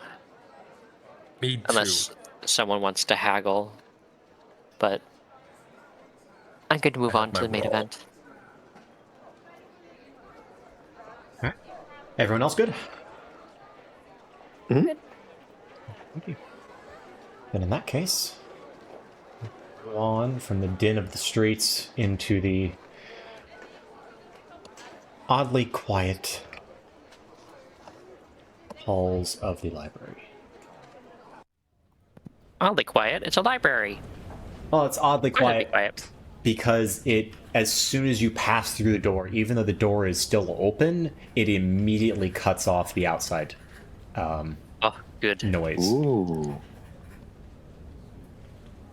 Sounds like there's some sort of, or it feels like there's some sort of magical shield preventing outside noise from coming in, which would make sense as it is right next to the Athenaeum, or the arena. I wonder if it works the same way the other way around. There's only one way to find out. Yeah, we just need to scream really loud inside the library.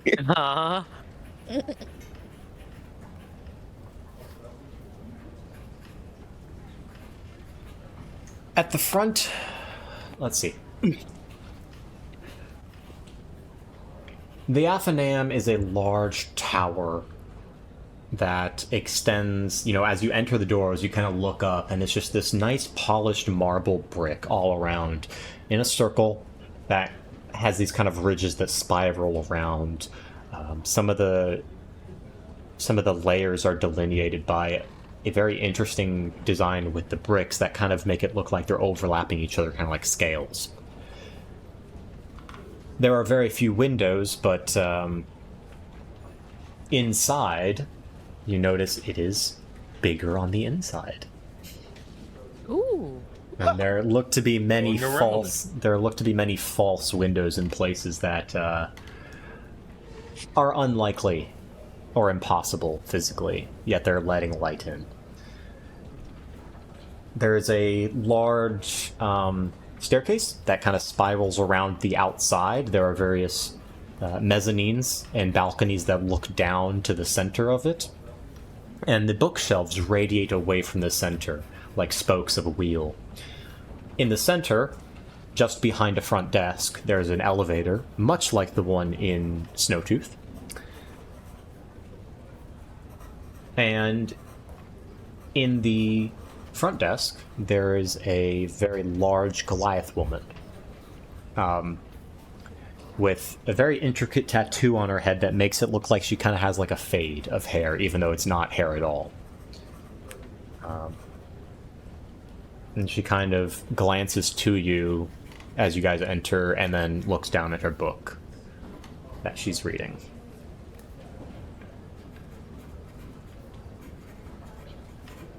Place is gorgeous.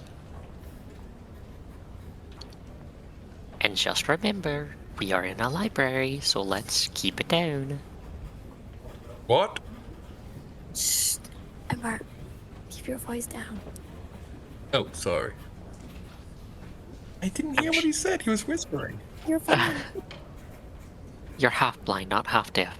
Ember, as you sort of instinctually just kind of raise your voice, you feel pressure in your throat that kind of gets harder to push through as you get louder. It's a very weird feeling. Like you're suffocating. But as soon as you stop talking, it's completely back to normal. As soon as You're quit- telling me that the laws of physics in this library keep people from talking too loud? I'm not No, telling yeah. you it Not the laws doesn't of do physics, that. but the laws of magic. I'm not telling you it doesn't do that. That's pretty cool.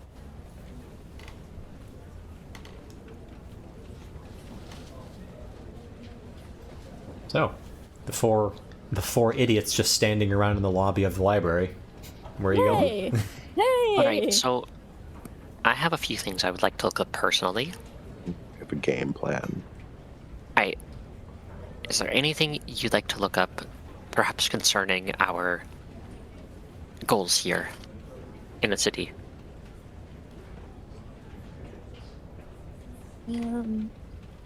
I'm trying to find, I guess, some miracle scrying magic to hunt down relatives, but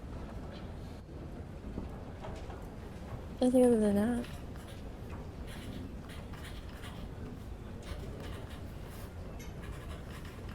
I would like to learn about. I forgot the name of the god, the Harbinger? Or like the. Bringer?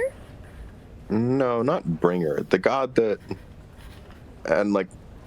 For clarity in game, I'm making sure that I'm saying this at a volume where only the four of us can hear it. Sure. The Dawn Lord. The Dawn Lord, him. I'm gonna see if I can learn anything about the Dawn Lord. Okay. Are you guys just kind of searching out these sections on your own? Yeah, I think so.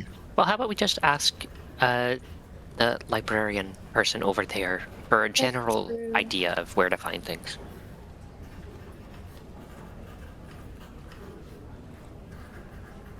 Is that what you do?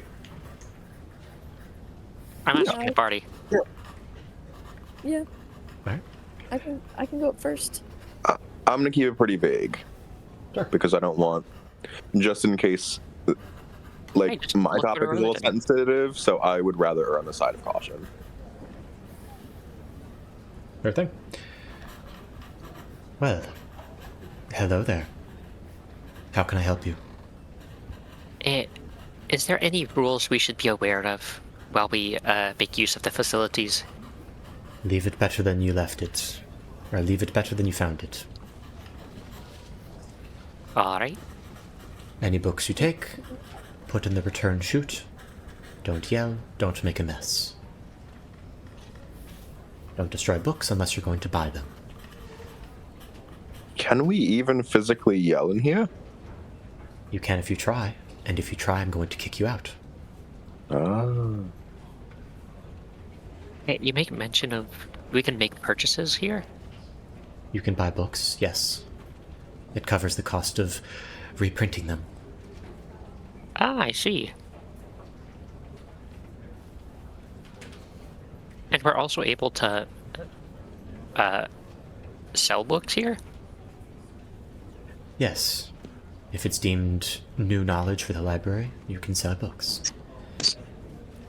You can also meet Alright, with one of alright. our book writers and tell your adventuring stories, and for a lesser price, you can sell those as well, if you don't have a book already.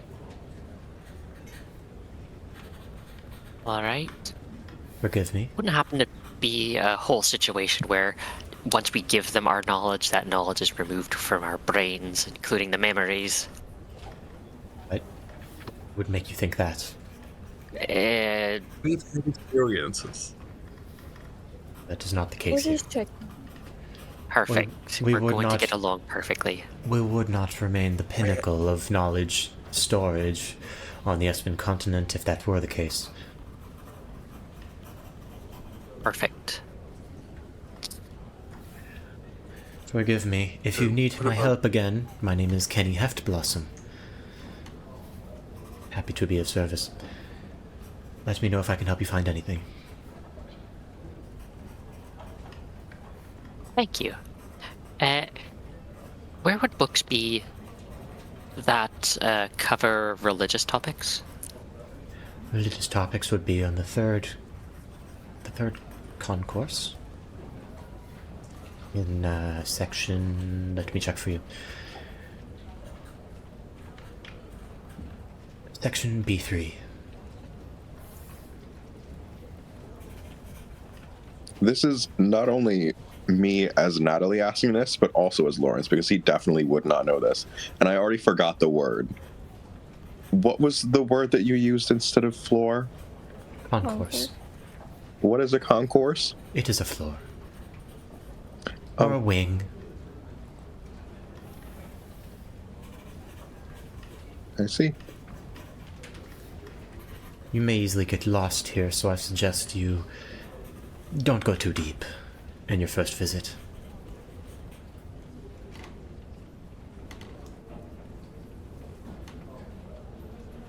Right. I had a question too. I have an answer. I understand there is a sort of academy built into the library. Indeed there is. Is there anyone you know of who is particularly good at scrying? In the academy, no, those are mostly students, and they don't typically contract through the library. But we have many researchers here in the library, mainly wizards and mages of the sort. Scrying would be divination. I can get you in touch with someone. Would that be helpful for you? Yes, incredibly helpful, thank you. Very well. Let me check his schedule. I'm gonna flip through a book. Say, it looks like Voyage would be open. He should be good now. Would you like me to direct you to him, to his office? Yes, please. Okay, you're gonna go straight back to the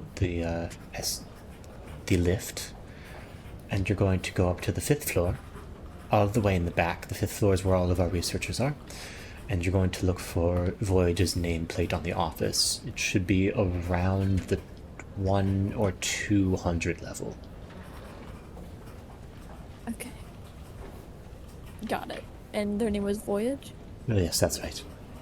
Okay, perfect. On the 5th floor? 5th floor? Okay. Emrys is gonna wave goodbye and scurry off. Yeah, good luck. Thank you. Actually, you guys can go research. I'm gonna go to that book writer guy and I'm gonna sell some stuff, aka our stories. Might be the best use of me here. Alright. Just stay safe. So, the two Goes of you... without I saying, will. of course, to not say anything incriminating. I can mostly see, I'll be fine. How's your vision doing, by the way? Doing better. He can make out shapes It's now. Black and white, but color is slowly coming back. Is my left eye still not working? No, your left... Yeah, Right eye, whatever. your good eye has been back to full capacity since you left the clinic. Your prosthetic eye, the wild eye of Nalri, is now seeing pretty clearly in black and white. So it's better than what you had before already. Alright. Yep.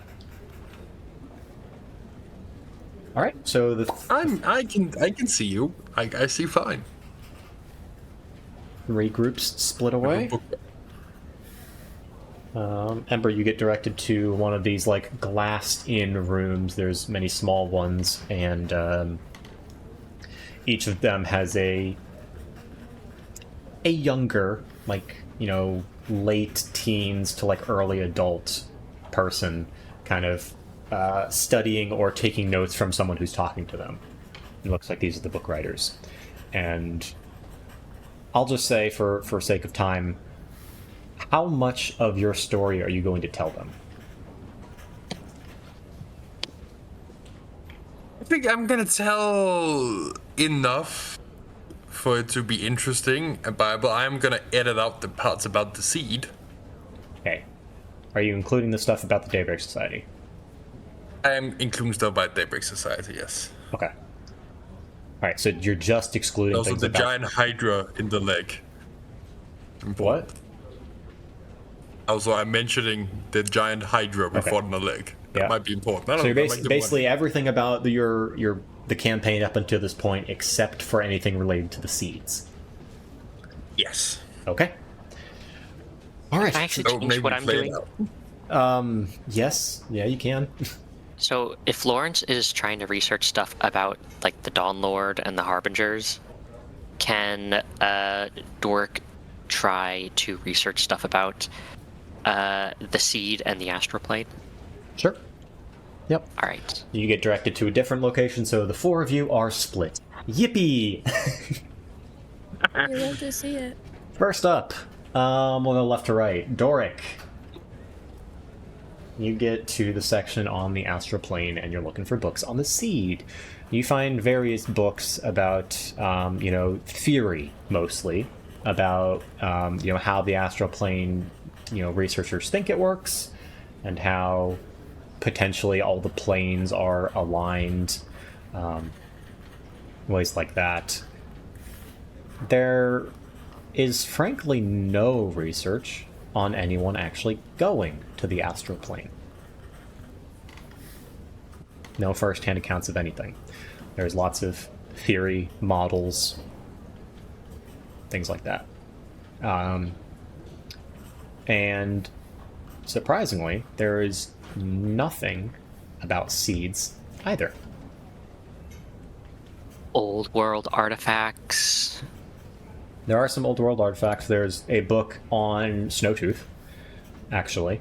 Kind of dusty. It looks like no one's opened this for a while. That tells basically the same story that you already know, that their city is being powered by an ancient magical artifact that they put it kind of crassly that it disgustingly bleeds blood, blue blood, from their from the central heart of the city. Yeah. But there's no... There are all of the technical specifications of like the output in, fluid liters per hour and, magical definitions of, the various types of magic. It's noted that it's unique and that it exemplifies all forms of magic and is very powerful. But it wasn't given a name. They just called it the Heart.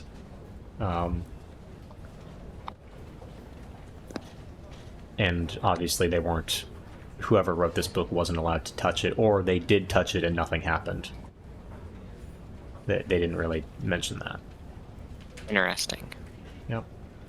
It is noted that there is books on people who have tried to reach the astral plane due to researching, and they always fail. So some of them, died before they could finish their research, but most books talk about that the astral plane is just for the dead. That's their biggest assumption, is that it's for the dead, the spirits, and for nothing else, really. Interesting. Well, considering that Corcomano is supposed to be dead, he would probably be there.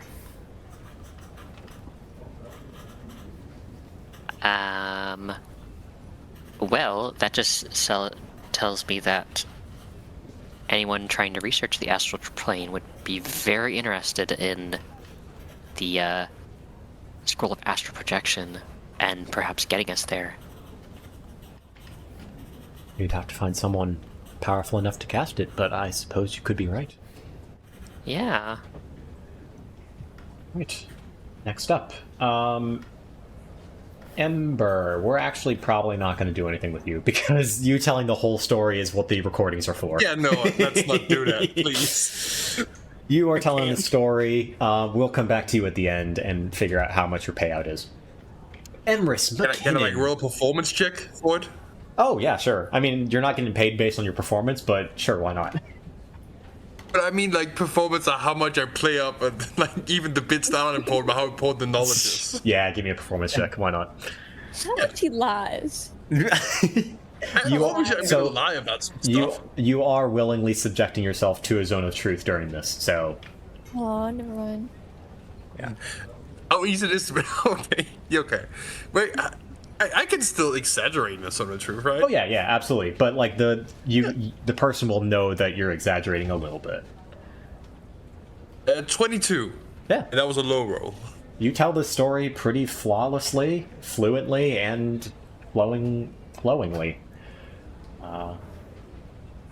Expertly leaving out the points of the seeds to not leave any gaping holes in the story. Do you include the were hyena stuff, or is that part of the seed, do you think? Part of the seed. You think it's part of the seed? I don't include it. I don't include it. Okay. Alright then. Yeah. I'll get back to your payout after we finish, because this is going to take all session. Emrys McKinnon. You have went to the 5th floor. You found the office of a person named Voyage. Yes, And you knock on the door, I'm assuming. I do. Alright. Who opens the door is a tall, handsome, kind of... What color? Like a nice dark navy blue tiefling. Kind of wearing messy formal clothes. Hair is a little tousled, but he looks down at you and says, "Hello, can I help you?" Hello, yes. The lady downstairs was telling me you know a bit about divination and scrying. Indeed I do. I'd like to think I'm one of the best at it, actually. Good. Because I have a challenge. We're back. I do like a challenge. What do you need from me? So, the problem is essentially, I have never come into contact with, nor have met, my original family. And in light of recent adoptive familial conflicts, I am looking for a miracle to perhaps locate them. Right. So, you have a adopted family. Yeah? Yes. They don't have any answers. We're not on speaking terms. I see. They're Okay. my last resort. Making more sense now.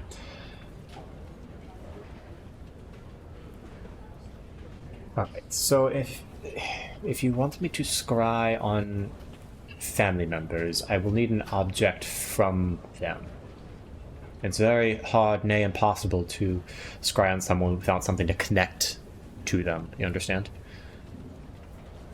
Yes, that's what this issue is mainly about. Yeah. You don't. I'm assuming you don't have anything. I mean, I don't count as an object, do I? Well, that's the backup plan. I could use your blood. Perfect. Oh, that was easy, actually. I thought you were gonna have some complaints about that. No, we're past that. It's not going to be as good. I will need time to distill some of the genetic essence out of your blood. Sure. You'd have to come back, maybe tomorrow? I do have some research already, but, we could take the blood tonight, or, yeah, today. Perfect. Yeah, come on in. So, he's going to draw, he's going to take, like, a syringe out, or not a syringe, what are they called, like a butterfly tap or something? They stick in your arm and connect the vials to it. He's gonna lay you down on like a couch in his office, and just kind of slowly ask, like, "Are you ready? Is this okay?" Yeah. It's just blood. Well, you're quite small. I don't know how much blood you have. Well, any of my blood is all of my blood, but I'm willing to share. Butterfly needle, thank you. Hold back. Right.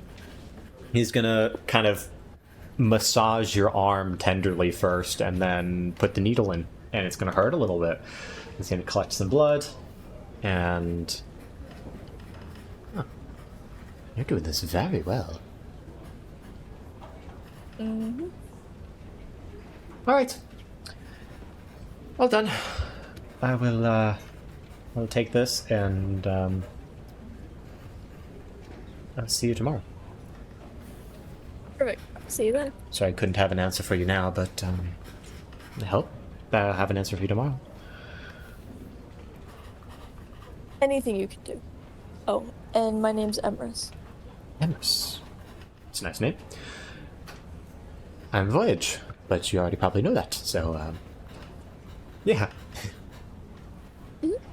Well, goodbye. Bye. Easy He's enough. gonna sneak up. Alright. Lawrence. You are searching We're doing some for... research. What? What was that? We're researching.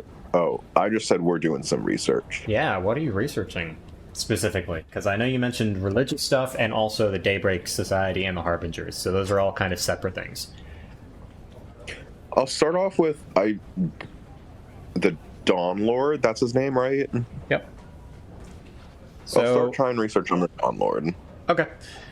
You start researching, I'm assuming you're researching in the religious stuff, right? Mm-hmm. Okay.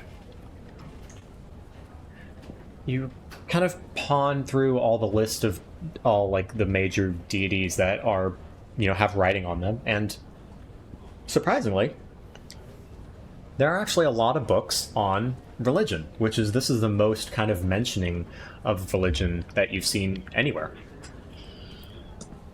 Mostly of the greater deities, but there are a lot of minor deities that you haven't even heard of that are talked about in these books, and talk about their current alignments and whatnot. There is no mention, flipping through quickly, of anyone called the Dawn Lord. However, you are thinking about things that could be potentially related to the Dawn Lord, and you find two greater deities that are related to the sun. There is Lathander and Pelor.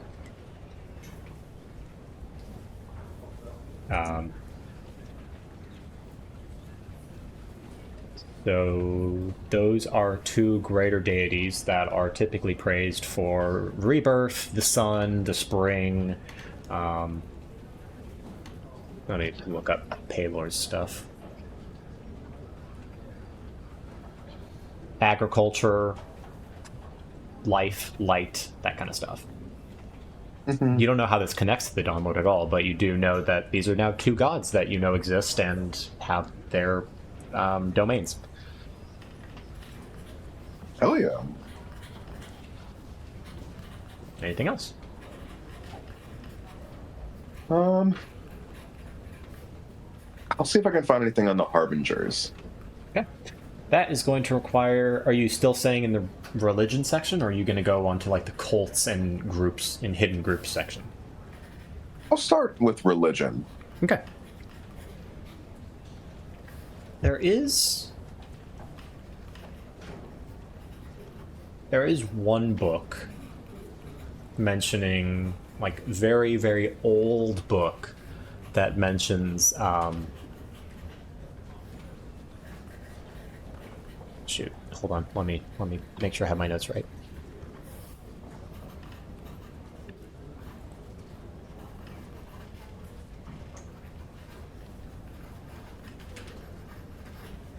There was a large group of people during the Age of Darkened Lanterns that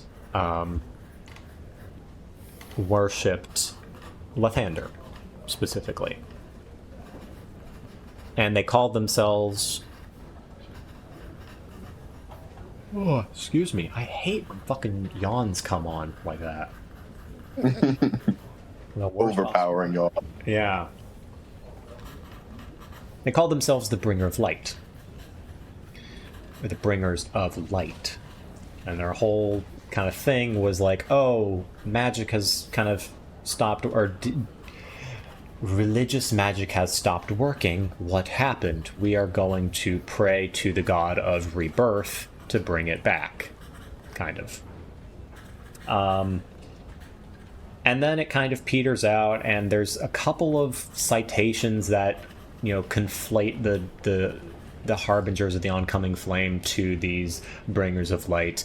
There's no connection.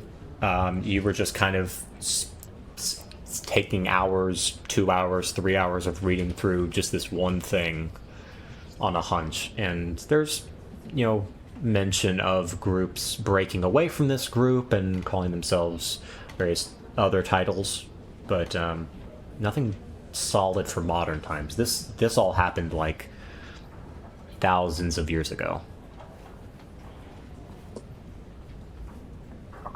You basically spent like half an entire day in the library reading this.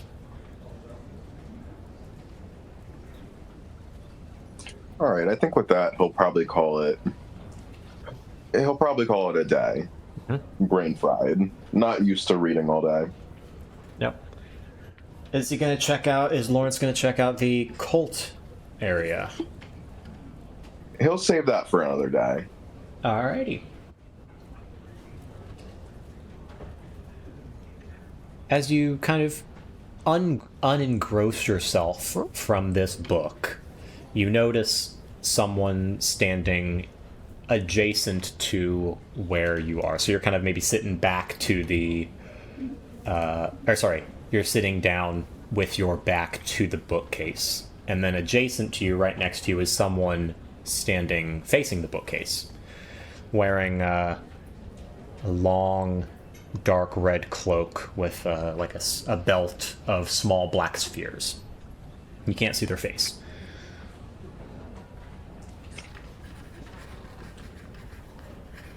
You said they had a belt of small black spheres? Mm-hmm. Like, you know those kind of bracelets that are like the small wooden spheres? Like wooden balls? You mean like beads? Yeah, kind of like beads, but they're larger. They're probably, you know, maybe like 2 inches in diameter. I see. Strung like a belt. Mm-hmm. And it's very clear that this person is encroaching on your personal space.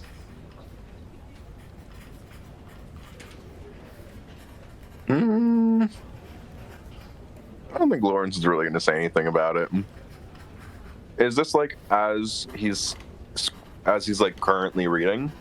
Yeah, well, you never noticed this person come up to you until you stopped reading and put the book down and started to try and get up. You're like, oh shit, there's a person right there. He'll probably just like get up, notice the person, and then say, "Oh, sorry, excuse me," and then just like try to skedaddle past. Did you find anything interesting in that book? Oh. No, not really. Are you sure about that? No, I'm not. It turns to face you, and where its head is completely covered by a cloak, it also has a stone mask that is marked only with a large circle on the mask. No other holes or anything.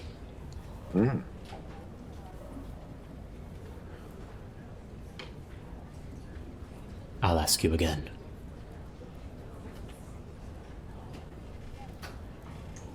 Did you find anything interesting in that book?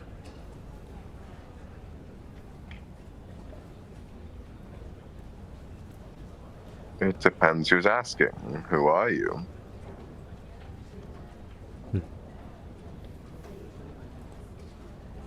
You've already heard my name.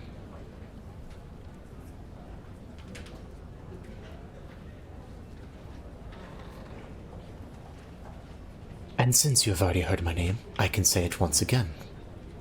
I am Arcturus, the patient. Arcturus, the patient. Hang on. Okay. Ooh. Ask him which kind of patient.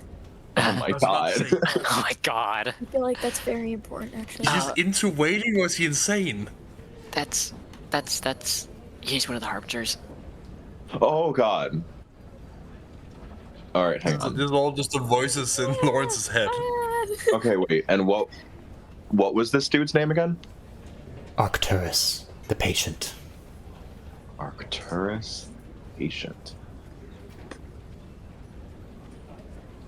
Arcturus. Oh, hell, wait, ARC. Oh, I added an H in there, motherfucker. Alright, whatever. A pleasure to make your acquaintance, Mr. Patient. It is not reciprocated. Sorry to hear that. You and your group have made a name for yourselves. I would advise you to stop making a name for yourself. I'll keep that in mind. Thank you for your feedback.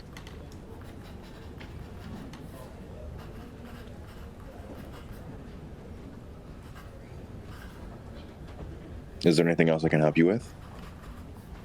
You could kill yourself. Okay.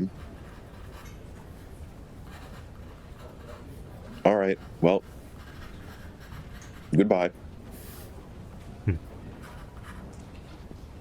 We'll be watching. I bet you will.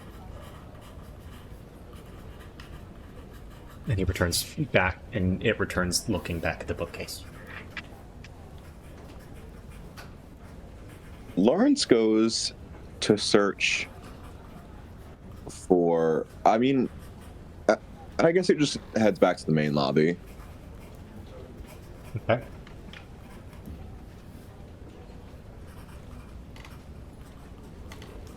All right. Well, with that, anything else anyone wants to do? Scary. Spooky! I mean, just remember, guys, when our life has been threatened, it means we're on the right track. Exactly. People want to kill us, we're doing something right. Or really, really wrong. Who knows? We'll Emrys find is out. Yeah, when shitty writing in people his want you diary. dead, you know you're doing the right thing. Or maybe he's not a person. When shitty entities want you dead. Why didn't You you, know, ask yeah, their right. pronouns, Natalie? Ooh. Ask for their pronouns. Yes, I got your name. Sorry, I didn't mean to misgender you with Mr. What are your pronouns? Harbinger Arcturus of the patient? I want to make sure I properly cite you in your obituary. What are your pronouns? Ooh. Mr. the Patient was hilarious. So good. To the deceased, Mr. Patience. Time came too early. All right, so I'll say you guys have met back up. Actually, How I much was money going did I to get? check two things. Yeah, sorry, Dor, go ahead. If there's still time in the day, Doric would want to look up, just for himself, stuff to do with dimensional magics, such as which sustains the dimensions of the library, perhaps, Okay. and also manuals on gunsmithing. Sure. Since you didn't really spend that much time researching, I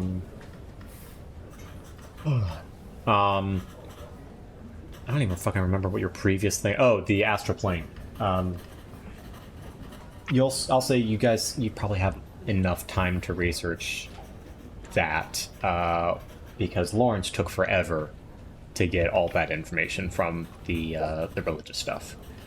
Ember is probably finishing up telling his story. Emrys, you've been just wandering around aimless, unless there's a specific thing you want to research. No, he's just writing in his diary. Okay. Alrighty. Yeah, so Doric, you get some more inspiration for improving the dimensional cabin, as well as if you were to purchase a book on guns, you would have some blueprints on how to manufacture one. Ooh. How much for it? It's going to be like 5 gold pieces. Oh, definitely. Okay. Yeah. So deduct that from your account and add gun blueprints. Is there a specific type of gun you wish to try and build? He wants just to look at the constructions of rifles and perhaps making small sidearms. Perhaps even stuff for the party. Okay, that's going to be 2 books then. One for rifles and one for pepper boxes. So Okay. 10 gold for both. 10 gold. Alright. Yeah. And let's...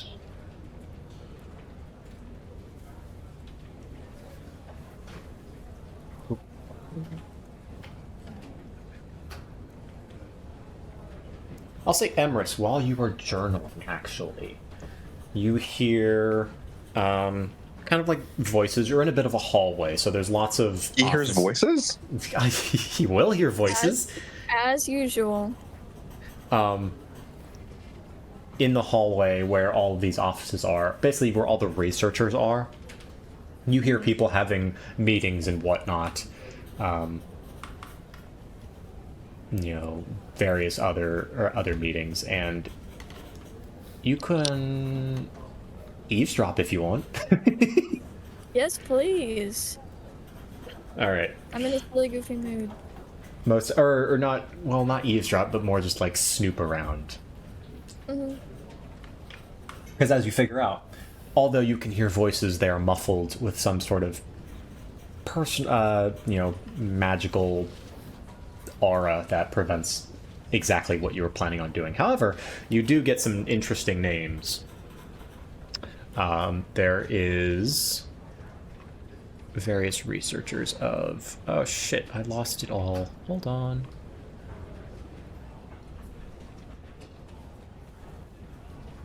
That's what happens when sessions go on for 2.5 hours. I start losing where my notes are. We like to have fun. Any specific researcher names that you would like to learn? Any specific like areas of research?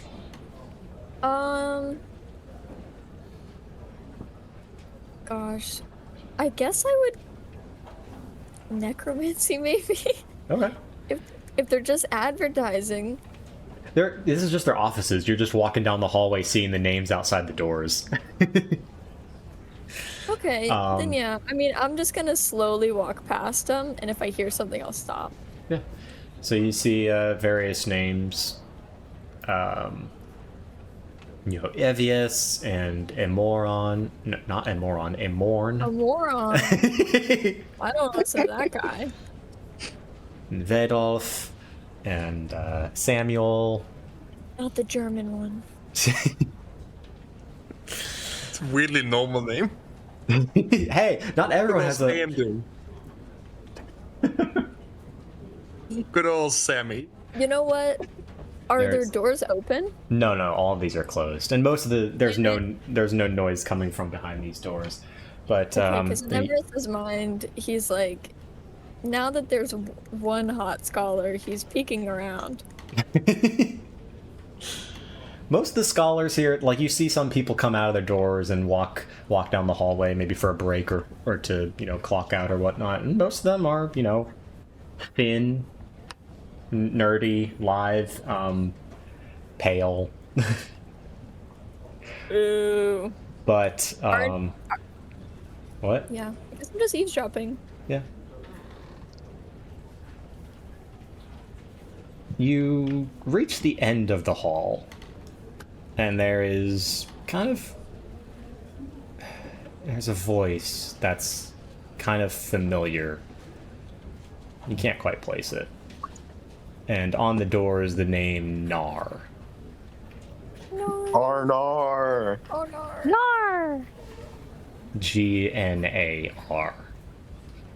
Oh, That name is familiar. I am scared now because I don't know where I recognize that from. that's one of the characters that you played in a one-shot. Yeah. Who? You don't know? Emrys has never met this person. Can I hear anything if I use But straw? you notice that this person specializes in both psychomancy and researching of the lower planes.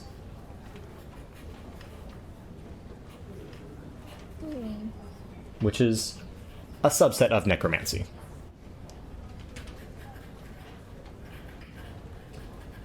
And I don't hear anything through his door. You do. You hear muffled speaking between two people.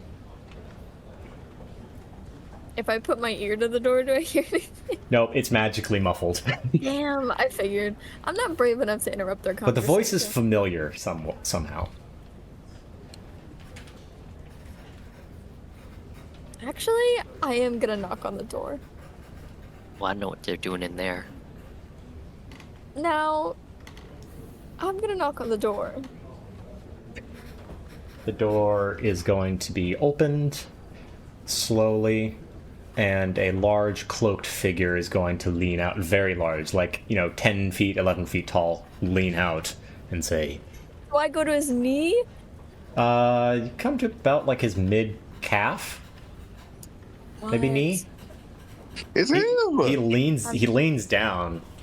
He's like, Excuse me. I'm in the middle of a meeting. I will be with you shortly. Sorry, no need to wait. I got a little mixed around. Do you know where Voyager's room is? Or Voyage? Back where the hallway tees. You're going to find them right to the right. Okay, thank you. I will be done in 10 minutes if you need me. Okay. I'm gonna scurry away. Alright. Alright, so the rest of the party meets up. Where are you? What are you guys meeting up with? That was not a good question. I'm sorry. Everyone meets back up in the middle of the library, we'll say, and everyone can talk again. How much money did I get from selling our stories? Oh, right. Yes, you got 150 gold pieces. Good. You relinquish all rights to make any further royalties from those books. No! Yeah, but I did write publishing stipulation. is a If you bad write any idea. plays, I get 10%. Only Yeah, plays. they haggled it down to 5% for plays specifically. Yeah, It's okay, I'll write my own memoir and it won't count. but yeah, no, it's okay. I made sure they misspelled all our names, so the copyright won't work. Jesus. Alright, so I'll say you guys meet up on maybe like the fifth floor balcony where, I don't know, Emrys called you up there or something. Oh, what do we know? Lawrence will look over, look around, make sure that we are not being watched.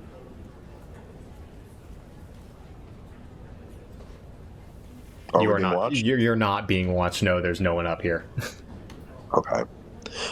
I do want to say I did run into a harbinger. What? Yeah. Yeah. Here? Yeah. It's possible he's And still the, in. Likely he's still in this building. Did you give him your name? No, but he probably already knows it. He seems pretty aware of our party. Oh well, fuck. It was bound to happen sooner or later. I suppose. Also, he seemed like he he talked a big game, but I don't know.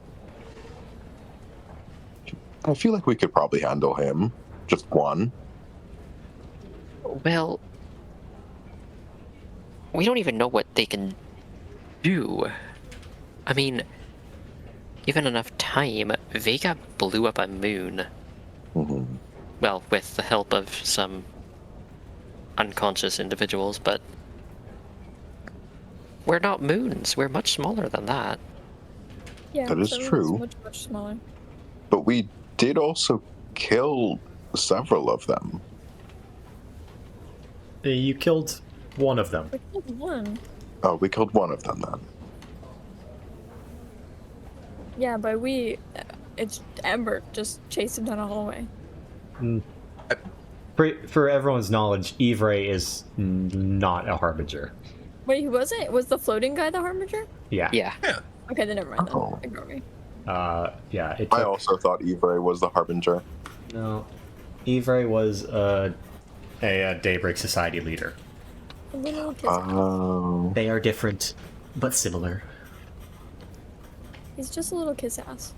Mm-hmm. Well, in the meantime, I just guess we have to be a bit more careful and keep our eyes out for any dangers. Probably means we should be a little bit more careful when we separate. I am getting flashbacks to when we split in Tano and some bad things happened with the Daybreak Society. Very bad. Let's not travel apart, and perhaps I'll start bringing Dearest with us. A good plan. But let's also consider the fact that the Harbingers did feel the need to threaten us. Exactly. We're onto something. And in a library of all places. I know. Yes, it's Exactly. not really that threatening. But it does mean that we're on the right track. We're doing things that they don't like. I love doing that when it comes to people I don't like. Yeah, damn right. It either means they're threatened or they're curious in us. We can use both things to our advantage. Well, I had good news. Somebody upstairs in divination says they might be able to help me figure out my family situation. Wonderful. That's good. Right? They took your blood. They did. And I'll be back here tomorrow to maybe give them more. Who Oh knows? my. Oh, well. Combination library HIV test clinic.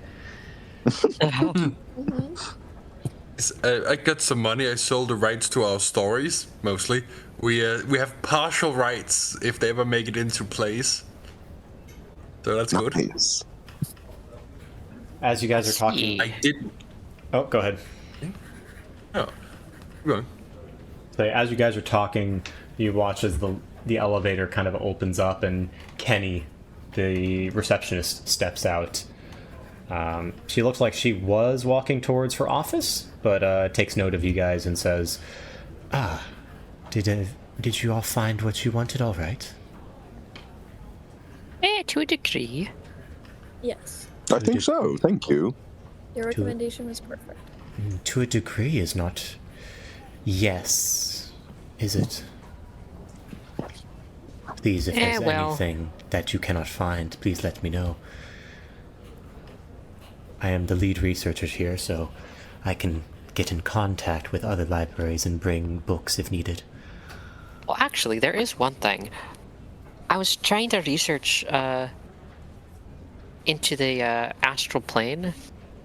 I saw that there's never been, from what I've read, there's no first-hand accounts of people actually going there. But it seems like a place that you can go to. You've stumbled into one of my areas of research by chance, it seems. So, yes, there is no way to get to the astral plane currently. There are many people who are working on making some sort of pathway to the astral plane, or the astral sea, it depends on who you talk with. But the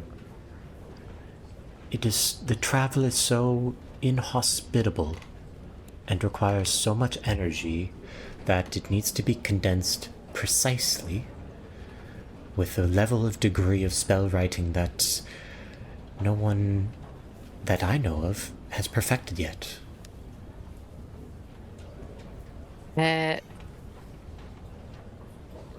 Perhaps, what if, and this is of course all just, what's the word? Speculation? No, it's hypothetical. This is all hypothetical, of course. What if you had perhaps a magical scroll that allowed you to project yourself into the astral plane, but it's a very difficult magic? Is there anyone else here that would be able to have the power to cast such a thing on other people? She squints at you and says, "This is a hypothetical? Are you sure?" I'm just very specific about my hypotheticals.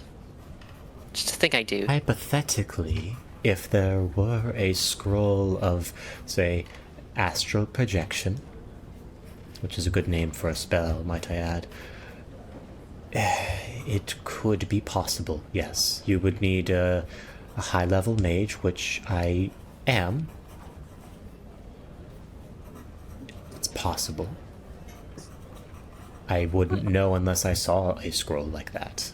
And if I did, I'm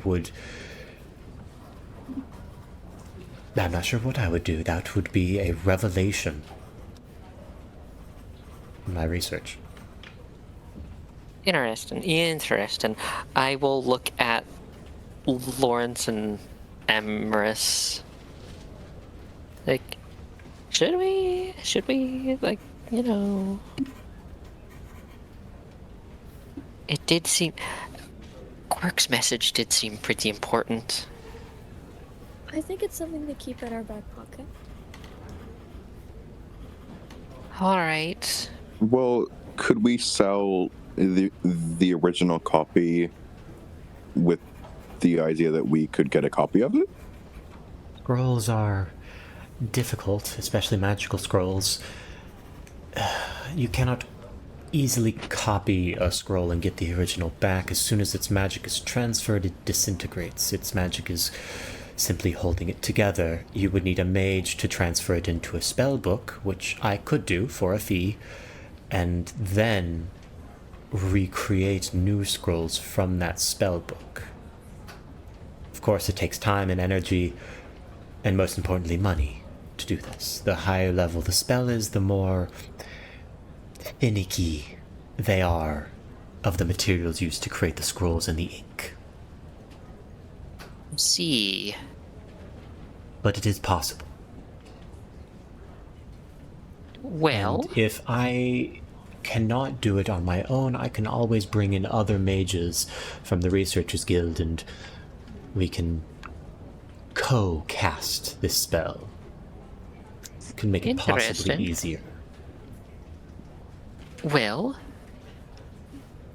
friends and I go far and wide, so if we ever find something like that, we will absolutely keep you in mind. You better, because if you do find something like that, that would possibly be one of the highest prized possessions that I could think of in terms of magical ability, and there's no better place for something like that than a library. I will actually agree on that. She stares you down. We care very deeply about academic and scientific pursuits, so please don't worry about us taking this. I'm an artificer. That is good to know, but the level of magic you are talking about is far beyond even what a advanced artificer could imagine. No I know. We just have different directions we take our expertise to. Still think it's pretty fucking cool, though. If you excuse me, I have a meeting with one of my other researchers. Of course, sorry If for there's holding you up. anything you need, please either knock on my door or drop a note in the inbox next to the door. For reference, what is your name again? Penny Heftblossom. High Mage and Prime Researcher of the Grand Athenaeum. Oh, perfect.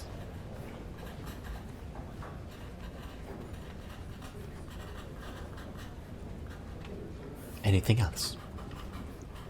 I'm all good. Have a lovely day. All right. So she makes her way down to the end of the hallway where Emrys, you remember Nar was. Opens the door and closes the door. Enters. As it's all quiet now, everyone kind of... well, never mind. It gets quiet again. Dang, I meant to ask her Voyage's office hours. You can see on... If you go examine his door, he has office hours on there. I'm envisioning this is like a professor, I can't look that desperate. Well, he can't see you. It's not like a glass door. True. You could send Reach over. Yeah, Reach, quick. Go take a... she can't even fly. It's too indoors. She has to waddle over there. She hops. Do eagles hop or waddle? Eagles hop if they're big enough. Yeah, they hop. The eagle just Reach. Oh my goodness. Goes over. It's ridiculous. The image is ridiculous. Hovers up in front of the door to get a glance at the hours and then flies back over, or hops on over back to you and says, oh my god, what the fuck was her voice? She's my wing woman. Reach can read? I don't know about all that. She says, I can't read. We'll work on it. Thank you. I know symbols. Yeah, well, letters and numbers are symbols, so... Not those symbols. Anyway, we'll work on it. I think... Is there anything else in this library we have to do? I don't know. Is there? No, I've gotten all my silly goofiness out. If not, I know we just said you wouldn't split up, but... Lawrence, we need to go on a date. Ah! We do need to go on a date. Yes. And now we know where the brothels are, so I know where we're going. Yeah, I'll just rub it in. That's your couple. Yeah. What? Fuck you. Well, you know, couple and couple, we're going on a date. Don't put labels on it. Yeah, that's dating. That's a date. Yes. That's what the verb means. Okay, I need everyone to on calm dates? down. We've gone on dates before. I know. We've gone on dates. And we'll still be bitter about it. Yeah. I mean, I'm not inviting you guys with us. Well, you can come I if you don't want. want to go with you. What makes you think the third wheeling would fix the situation in any capacity? I don't think that's going to help us. Be quiet. Sorry. I'm sorry. Let's We should take take this this outside. outside. Aye, We let's should take go. this outside. As you begin to move away, Nar's door opens again, and the door of the researcher swings wide open. First out is Kenny. Second out is a large, cloaked figure about 10 feet tall. Ooh, damn. And, well, that's how tall Nar is. It's Nar. Oh, yeah, that's right. That's why He's I'm so massive. tiny. He's just hunched over. And kind of he turns in to kind of shake hands with someone who's also leaving. And coming out of that room is a 9-foot tall, kind of like teal green skin Firbolg. Wearing not much clothes, but, you know, has a very nicely styled shock of pink hair. And kind of nods his head to Nar as he turns around and immediately makes eye contact with you and breaks into a run. Dork will immediately just like Yeah, I'm sprinting. point, And that's and he will just go. and "Oh, that's where we'll end the session. Oh my god. I like to Holy imagine shit. that all hell breaks loose and we all start yelling in the library. Yes. Dork immediately yells, Jesus "Holy fucking shit!" But then is Christ. like immediately cut off by choking. Reach, follow I me. love the immediate Follow shift him. from like them yelling about brothels to that. It's Anubis! Woo! Yay! Our boy is back. No, don't be nice. Don't be nice. We should be a little Why? bit nice. No, he's on thin ice until we get this settled. What do you mean thin ice? It's not his fault. What are you talking about? He was possessed. Okay. None of you were at the inn when it blew up. What do you mean? Dork was. I mean, you were there when he choked out Ember, I guess. All of No, Dork wasn't there. Dork was Dork ran there. off. Oh, No, he wasn't. no, Dork ran off. Yeah. It was literally Dork just me ran and off. Anubis. Dork was there for when it blew up, but then he ran off after it was over. And then when it was me, And then- Ember, Anubis Yeah. choked Ember out, I thought. Yeah. No, and then Yeah, it no, was. he's not so nice. Don't give him a and- pass. So, we will have to wait until Lily is available, obviously, to play the next session. Yes.